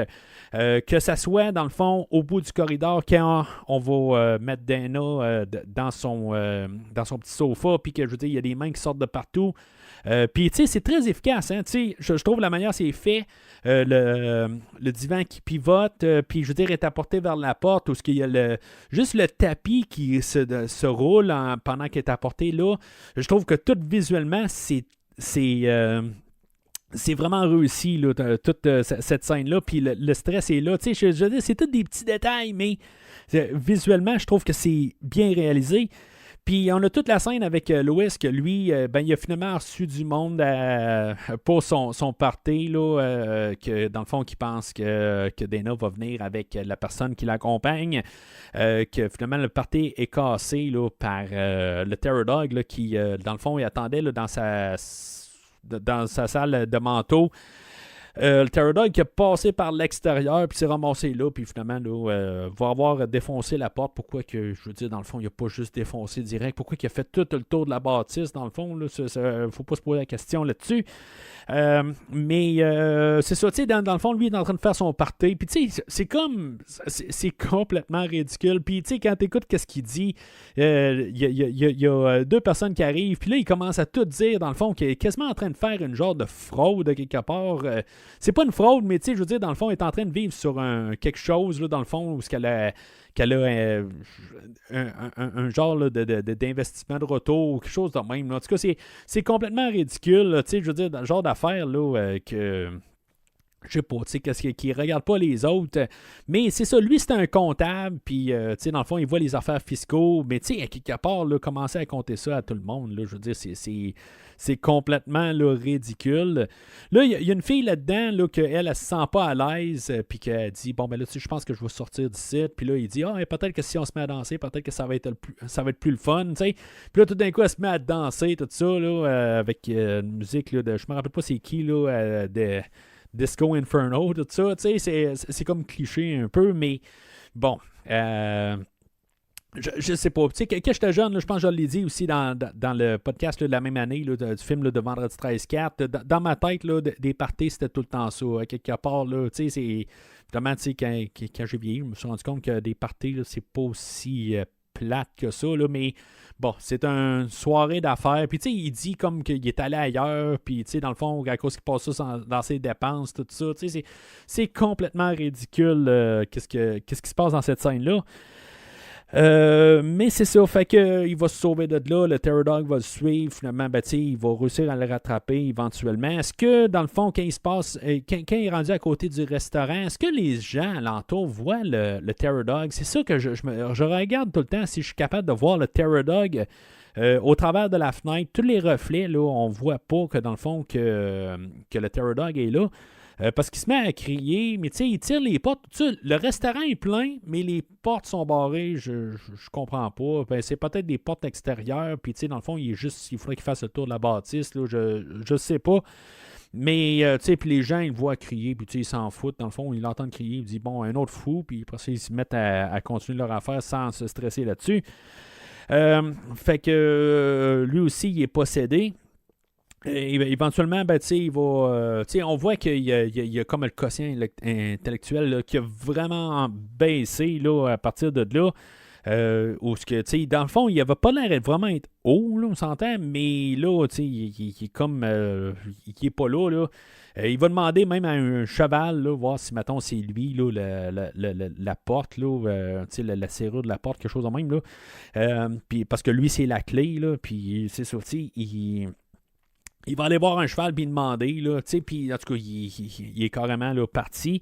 Finalement, il va être ramassé par la police, puis il va être amené à la caserne là, des Ghostbusters pour interrogation. Tu sais, genre, le policier a dit « Oh, monsieur, c'est un fou, ben, tu sais, je veux dire, il a l'air à parler de toutes sortes d'affaires, puis bon, on va l'amener aux chasseurs de fantômes, ils doivent savoir quoi faire avec ça. » Mais tu sais, je veux dire, il doit avoir des appels tout le temps où les policiers, là, ils doivent tout le temps passer là, chez Ghostbusters rendu là. Tu sais, c'est sûr que la semaine suivante, il va avoir vu un fou, ils vont dire « Hey, ça a marché la dernière fois, mais peut-être que lui aussi, il faut l'amener aux chasseurs de fantômes, puis peut-être qu'eux autres, là, ils vont avoir la solution pour lui. » là.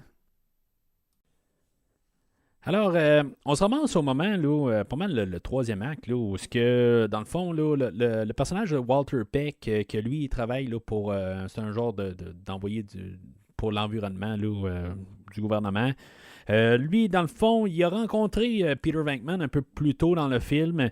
Puis, tu sais, dans le fond, je sais pas quoi dire. C'est sûr que le personnage de Peck, qui va revenir, je pense, là, dans le film là, dans le nouveau film là, qui va sortir là, dans Frozen Empire.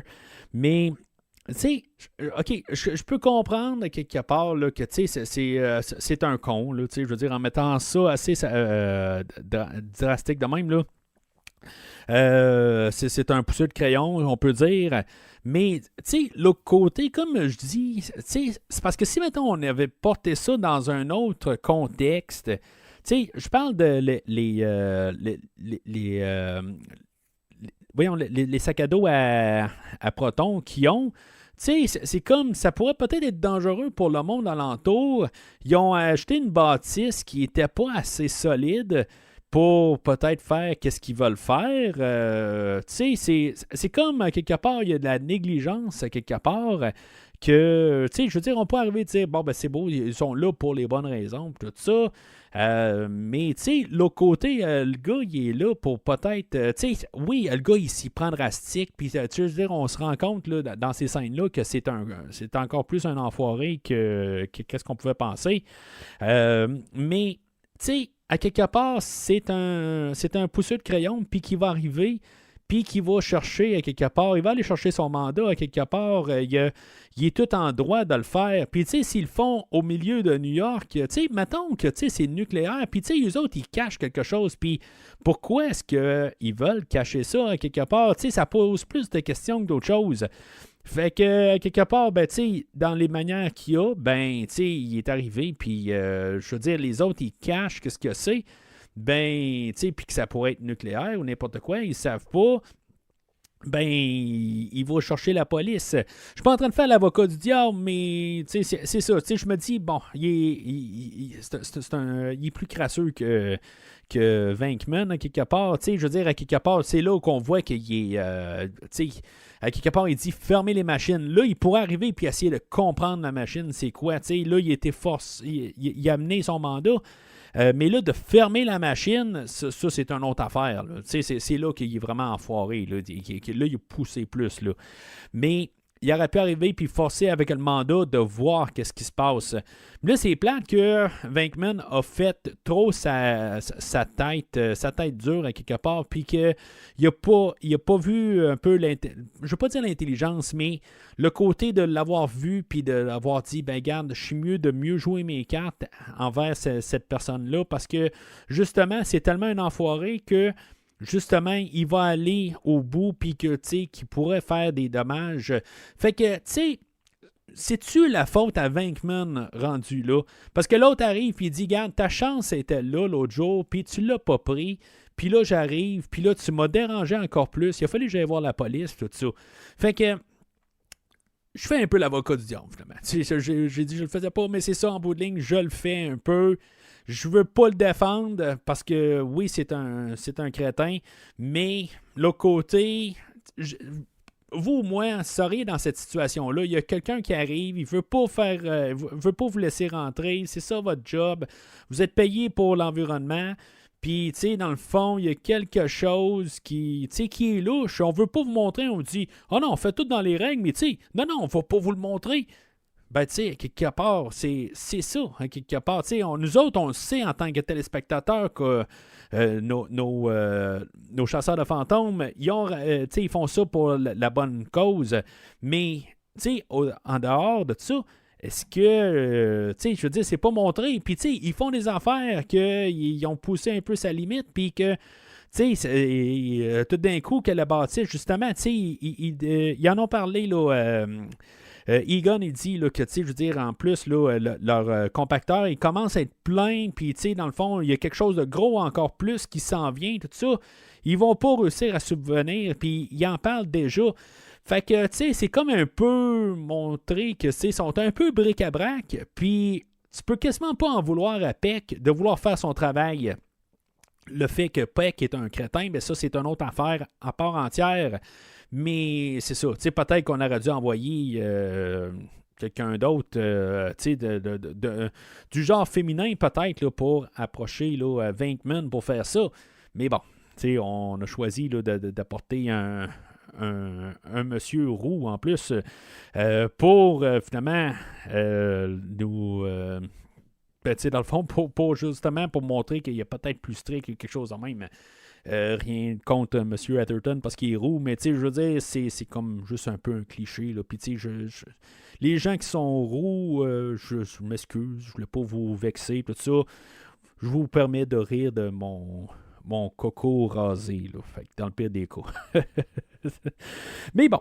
Fait que ils vont tirer la plug sur les machines, puis là, les fantômes vont tout être libérés dans la ville. Ça va être le chaos total. Slimer va être libéré, il va se cacher là, dans un rack à hot dog, il va se remplir la bouche pleine de saucisses. Tu sais, puis en tout cas, je veux dire, c'est complètement ridicule, mais je sais pas s'il faut dire que Slimer il est cute. T'sais, peut-être pas cute comme Gizmo là, que j'ai couvert il y a quelques semaines, là, mais je veux dire, il est tellement ridicule là, quelque part avec toute sa bouche pleine de hot dog. Je peux comprendre pourquoi il est devenu la face de la franchise à partir de là. Il y a un fantôme qui se cache là, dans un taxi, puis qu'il y a quelqu'un là, qui je pense, ben, dans le livre c'est un peu élaboré, il y a un gars qui se dépêche à prendre son taxi, il coupe une madame pour rentrer dans le taxi, puis finalement ben, c'est ça, c'est un revenant qui est là comme chauffeur, puis que finalement ben, je pense qu'ils vont se tirer ils vont rentrer dans un mur ou quelque chose de même là, dans une entrée, dans une ruelle sombre, là, tout ça, c'est un petit peu plus sombre comme idée là, mais c'est ça, un peu pour retourner là, sur le monsieur là, qui avait coupé la vieille dame là, parce que lui, il était pressé. Là. Mais c'est ça, fait que finalement, ben, tout le monde est emprisonné en bout de ligne, là, autant Peck que les 4 chasseurs de fantômes. Bien sûr, je remarque le garde qui est là, le policier qui les surveille, là, que c'est Reginald Vel Johnson, là, que j'ai parlé là, dans le film, les 2 premiers, là, Die Hard, c'était, je pense, son premier rôle à l'écran. Mais lui, il va avoir quand même une bonne carrière là, par la suite. Là, comme j'ai déjà parlé, là, pour moi, c'était pas vraiment... Oui, c'était le gars de Die Hard, mais c'était surtout là, le père là, dans Family Matters, là, une série que j'écoutais là, pas mal une bonne partie de mon adolescence. Mais c'est ça, fait que lui, il va les envoyer en face du maire.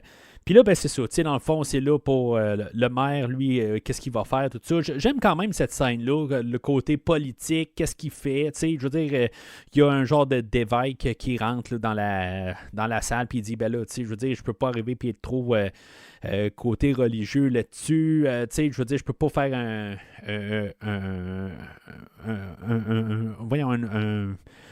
pas un relevé de presse, en tout cas, je ne sais pas comment le dire, là, une conférence de presse, bon, pour dire que soyez gentils envers tout le monde, parce que là, il y a un genre de Satan qui arrive sur Terre, tout ça, tu sais, il sait qu'il peut pas faire ça, puis, tu sais, en tout cas, fait que là, Venkman, lui, avec, dans le fond, la bouche, il va tellement, puis il est tellement vendeur, quelque part, qu'il réussit à vendre l'idée que, dans le fond, ils vont essayer de faire ce qu'ils veulent.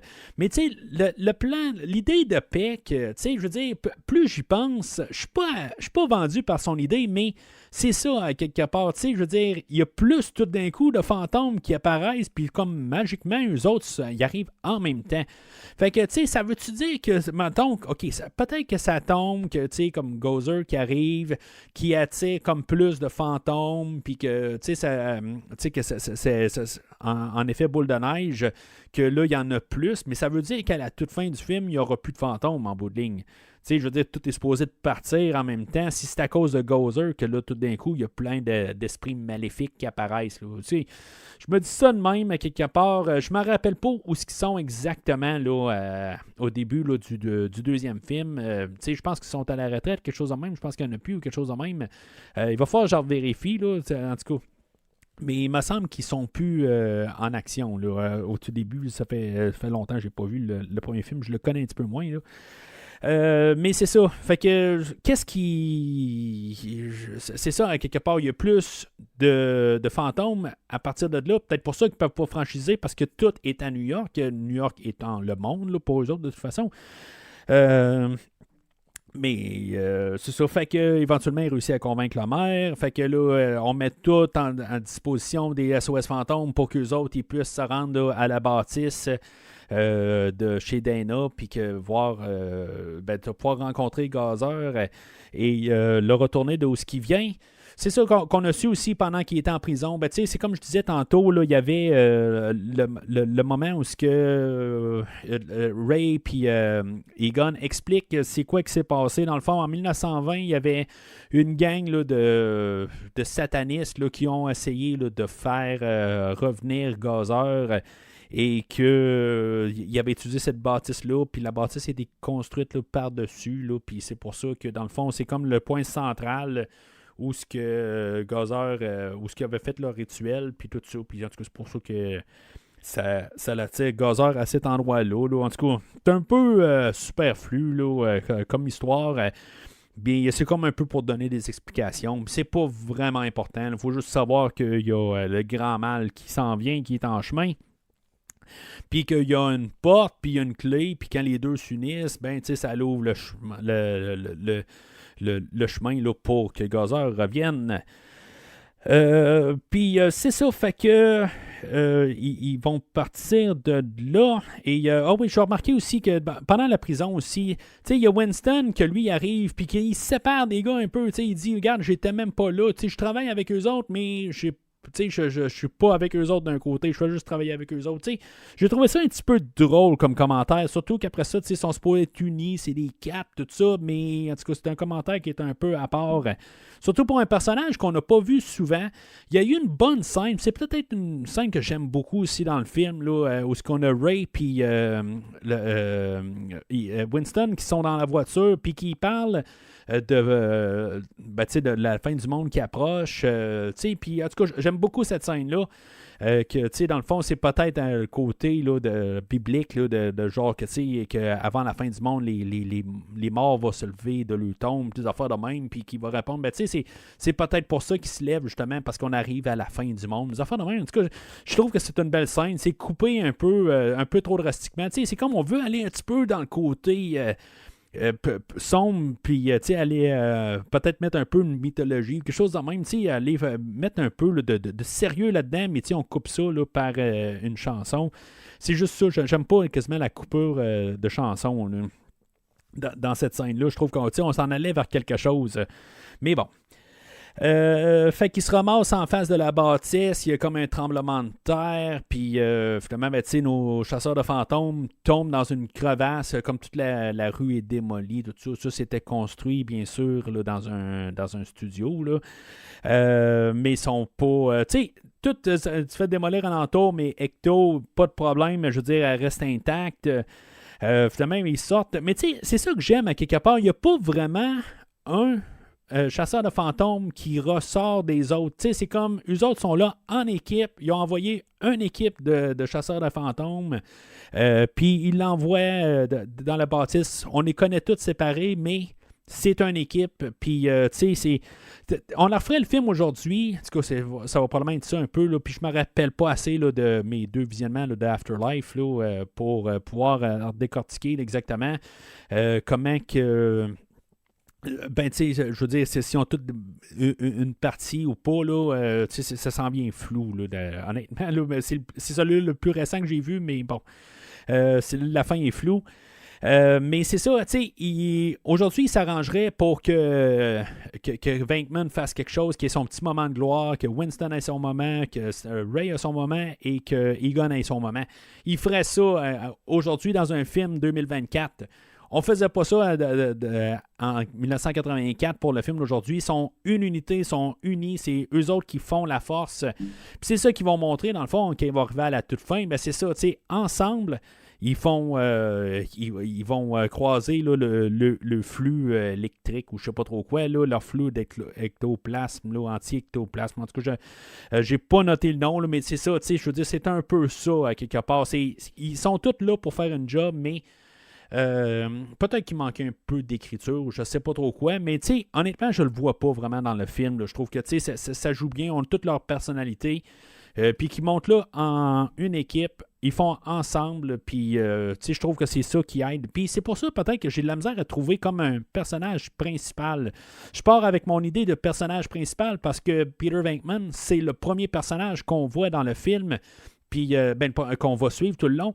Tandis que les autres, vont se rajouter par la suite. Là. Mais c'est clairement pas Winston, là, malheureusement, là, qui arrive à la toute fin, puis qui est juste greffé là, à tous les autres. Là. Fait que c'est ça, ils montent, puis là, ils se ramassent jusqu'au 22e étage. J'imagine qu'ils prennent pas l'ascenseur, soit parce que, je veux dire, dans le fond, tu prends pas un ascenseur quand il y a quelque chose qui se passe dans la bâtisse, là, puis tu sais que ça bouge, peut-être que le courant est tout arrêté dans la bâtisse, quelque chose de même. Fait qu'il faut qu'ils montent les 22 étages au complet. Le matte painting paraît quand même pas mal. Là. Quelque part, ils montent 2 étages, puis on voit que c'est une peinture par la suite, là, mais bon, c'est quand même bien réussi quand même pour l'époque. Ça se voyait pas, mettons, sur ma télé 4.3 à l'époque, là, tout ce que je peux dire là-dessus. Ils montent en haut, finalement, ils se ramassent dans l'appartement là, d'Anna Barrett. Puis finalement, ils voient un escalier qui monte. La grosse question ultime, c'est où est-ce qu'elle va cet escalier-là? Ben, elle va encore plus haut. Ce qui est comme un peu logique. Pendant ce temps-là, c'est ça, on avait eu Dana et Lois qui s'appellent, maintenant ils s'appellent Zool et Vince respectivement, que finalement, Vince était reparti là, de la caserne des Ghostbusters, puis que finalement, il s'est uni avec Zool. Et que finalement, ça a ouvert la porte là, pour qu'il se ramasse sur le toit et que finalement, qu'il arrive pour l'arrivée là, de Gozer. Fait qu'ils ils vont monter sur le toit, puis juste au bon moment qu'ils arrivent sur le toit, ils vont se transformer là, en Terror Dog, les deux, que ce soit Lois ou que ce soit Dana, pour que finalement que Gozer arrive. Tu sais, comme c'est tout timé. Là. C'est comme il serait arrivé 5 minutes avant, peut-être qu'il aurait pu changer quelque chose, mais la porte est déjà ouverte. Là. C'est ça l'affaire. Puis ça a pris trop de temps là, pour monter les 22 étages. Fait que c'est comme tout trouver un peu du temps, des affaires de même. Là. Mais c'est correct, là, j'ai pas de problème avec ça. Fait que Gozer apparaît sous la forme d'une femme. Je veux dire, c'est. On va savoir que Gozer, ça peut être un homme, ça peut être une femme, ça peut être n'importe quoi. Dans le fond, ça prend l'apparition que ça veut. Ils vont éventuellement réussir à détruire cette version-là. Puis, dans le fond, on va se réincarner, là, ce qu'on va savoir être le Stay Puft de Marshmallow Man. Mais c'est ça. En tout cas, moi, c'est comme ça je vois ça. C'est une forme qu'ils ont pris de même. Là. Gozer a pris ça de même. Fait que... elle peut apparaître comme n'importe quoi, comme version dans un futur ou n'importe quoi quand elle va revenir. Là, je suis en train de faire un clin d'œil là, pour Afterlife, là. Je ne vais pas vous spoiler, désolé. Mais c'est ça, fait que dans le Gozer, le destructeur, ou Gozer, le gozérien, c'est comme si on manquait de nom un peu. Là, c'est vraiment étrange là, comme la manière qu'il l'appelle. Là. Je sais pas si Gozérien c'est un peuple ou quoi, c'est un endroit. Là, mais c'est ça, dans le fond, Ray est utilisé comme tête. C'est lui le porte-parole là, des Ghostbusters. J'aime quand même son discours. Il dit bienvenue à la Terre, mais pas bienvenue. Vous pouvez retourner d'où ce que vous venez. Vous n'avez pas rapport d'ici. Retournez dans votre univers ou dans un univers parallèle qui ressemble très bien à votre univers. Puis, foutez-nous la paix. Finalement, Gozer répond: T'es-tu un dieu? T'es qui, toi, pour me parler? Non, tu ne l'es pas. Mourir là, tu sais. Fait que. Là, on a la fameuse réplique de si, mettons, on te demande si t'es un dieu, réponds oui, là, la prochaine fois. Puis c'est sûr, fait qu'ils vont détruire cette version-là de Gozer et que finalement, le Gozer reste là un peu comme un genre de je sais pas, esprit errant, quelque chose de même, et qui va demander, là, juste comme par peut-être, je sais pas, un genre de politesse, ils vont dire c'est qui que vous voulez qui vous détruise, juste pour le fun, là, tu sais. Je vais vous le remettre au visage. Fait que finalement, c'est l'apparition de Bidabom Shamel. Je veux dire, c'est le grand, je sais pas, il y a quelque chose comme 100 pieds de haut.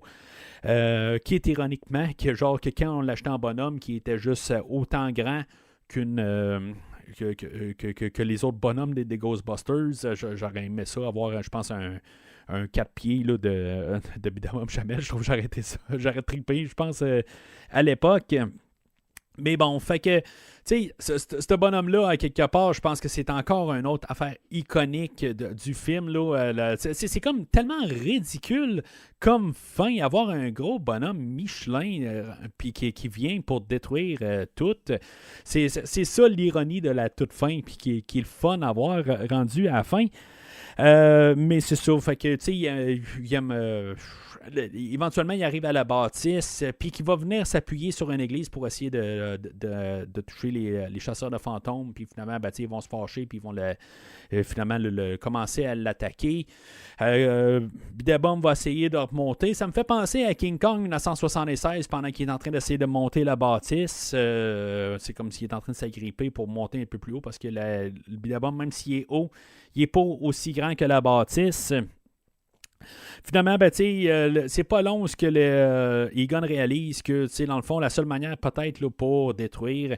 dans le fond, c'est un petit peu n'importe quoi, mais bon, il fallait qu'il trouve une arme ultime pour la fin du film là, qu'on n'avait pas vu venir, puis que finalement, ce qu'il ne fallait pas faire, c'est là qu'il faut le faire, puis dans le fond, c'est croiser là, le flux pour détruire là, le portail ou quelque chose de même. Fait qu'ils vont détruire le portail.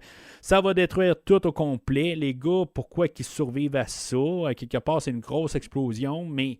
Bon, Bidabom a fondu alentour de eux, puis ils se sont ramassés plein de supposément guimauve qui était juste dans le fond de la crème à rasage, quelque chose que si vous voyez dans la vidéo que je n'utilise pas bien, mais mais c'est ça, fait que c'était ça qui sont toutes couverts. J'ai remarqué par contre, en faisant mes notes, des choses que j'avais, je pense, jamais pris note. Dans le fond, dans leur première soirée qu'ils ont sorti, dans le fond, c'est Venkman qui était tout plein de glu, quelque part.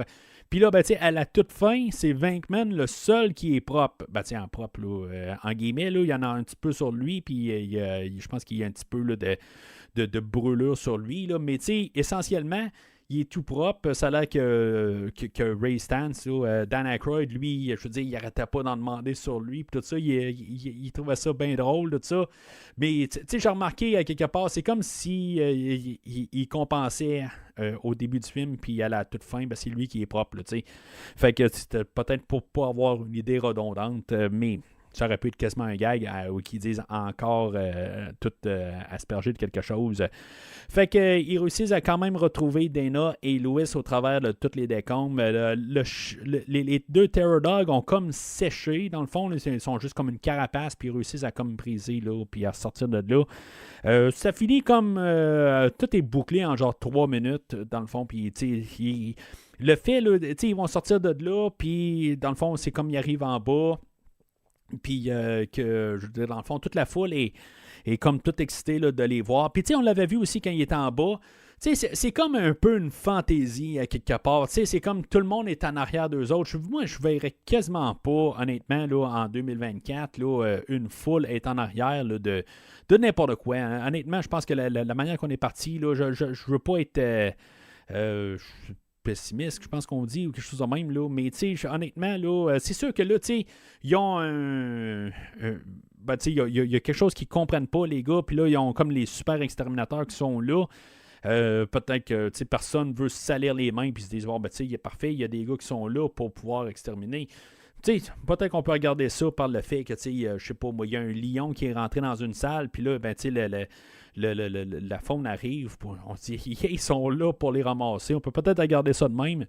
Il y a peut-être un peu trop de genre de joyeuses affaires là-dedans, mais c'est un film qui est là pour avoir du fun, comme que j'ai dit tantôt.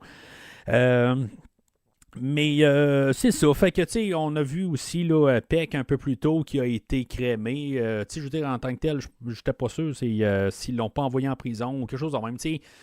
Lui, il a reçu tout un coup de guimauve là, sur lui, là, juste comme dans le nulle part pour rien. Là, mais c'était juste pour un dernier petit punch pour lui. Mais tout ça ensemble, dans le fond, là, c'est comme tout est bouclé assez rapide. Puis...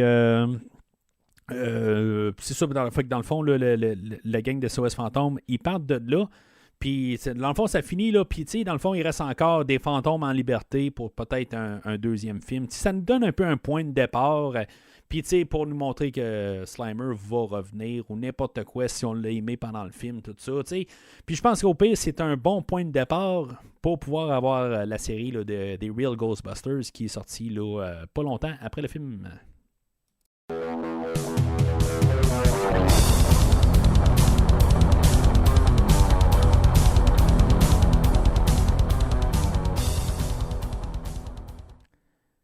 Alors, en conclusion, c'est un film qui est le fun à écouter. Je veux dire,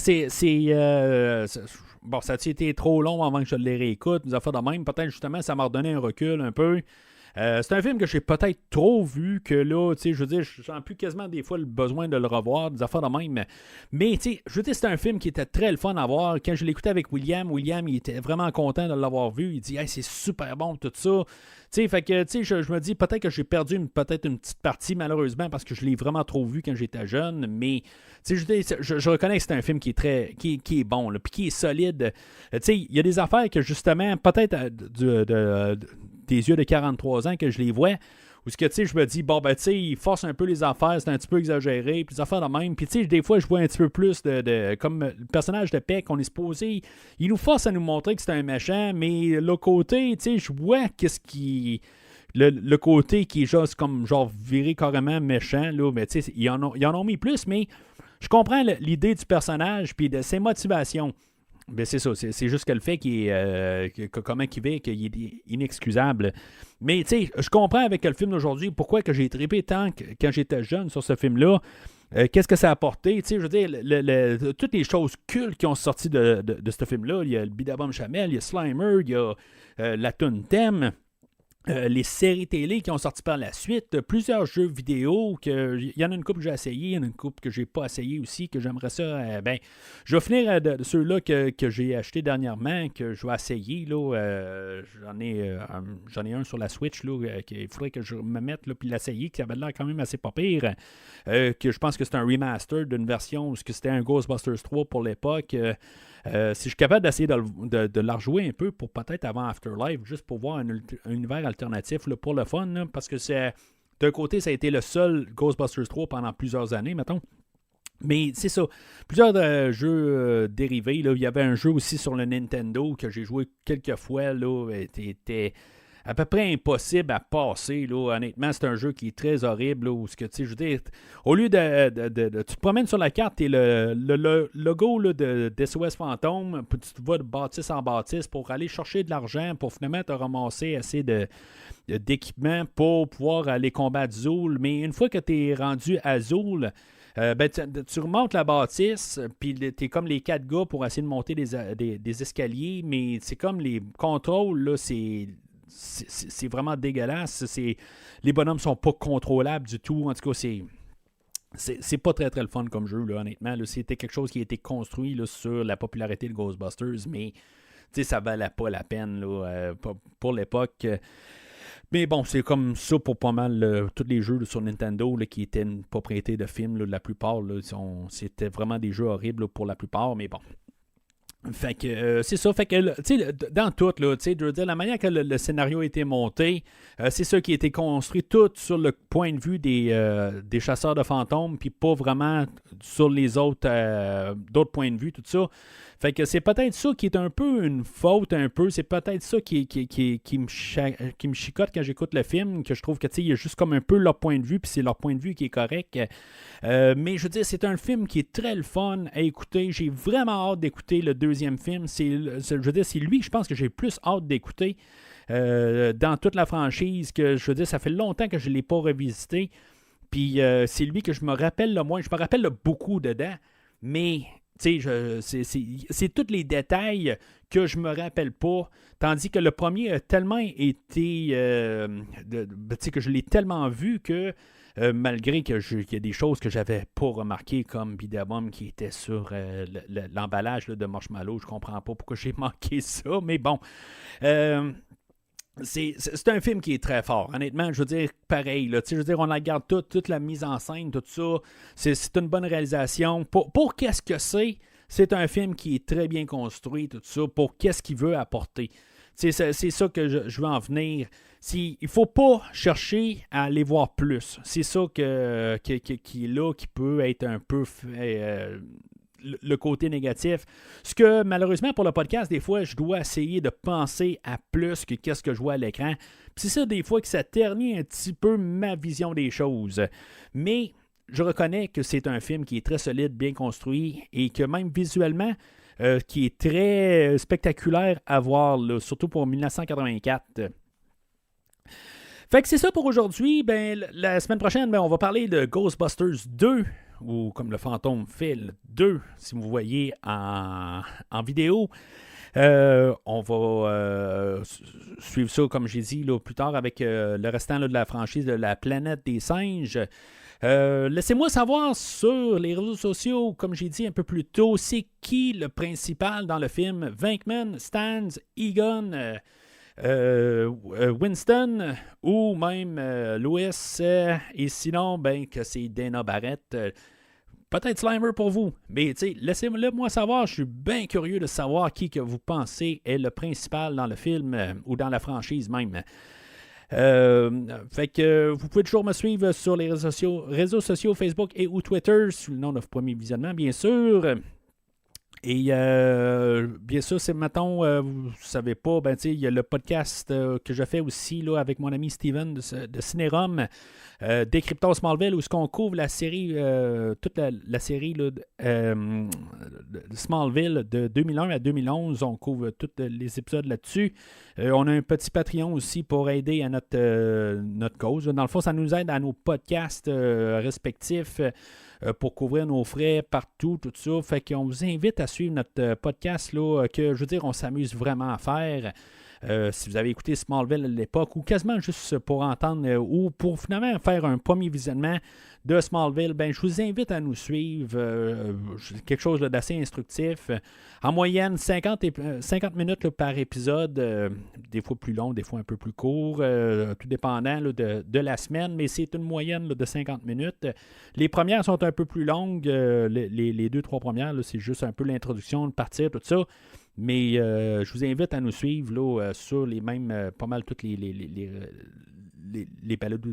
balados diffuseurs que vous écoutez le podcast d'aujourd'hui. Mais sinon, d'ici le prochain épisode, si maintenant vous avez un problème de fantôme, vous savez qui appeler.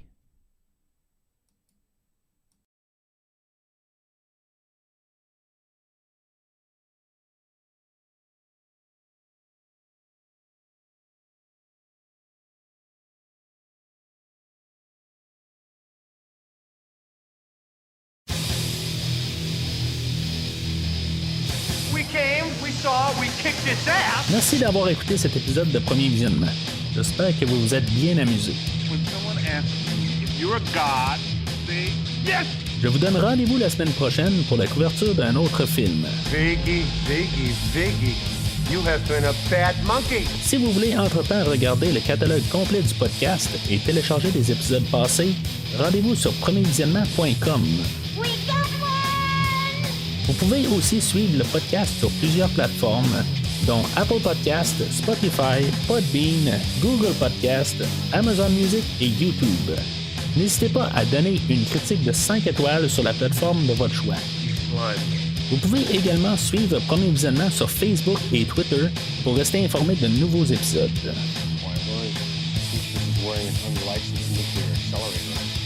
Premier Visionnement a besoin de votre aide pour grandir. Vous pouvez partager le podcast avec vos amis qui s'intéressent au cinéma de tout genre. Man, face it, Ghostbusters doesn't exist. Le podcast a également besoin de votre support monétaire pour continuer. Avec un don de 10$ pour un ou 25$ pour 3 films non franchisés disponibles sur Netflix ou n'importe quel support nécessitant pas un achat, le podcast s'engage à couvrir votre choix dans les 3 mois pour vous remercier de votre don.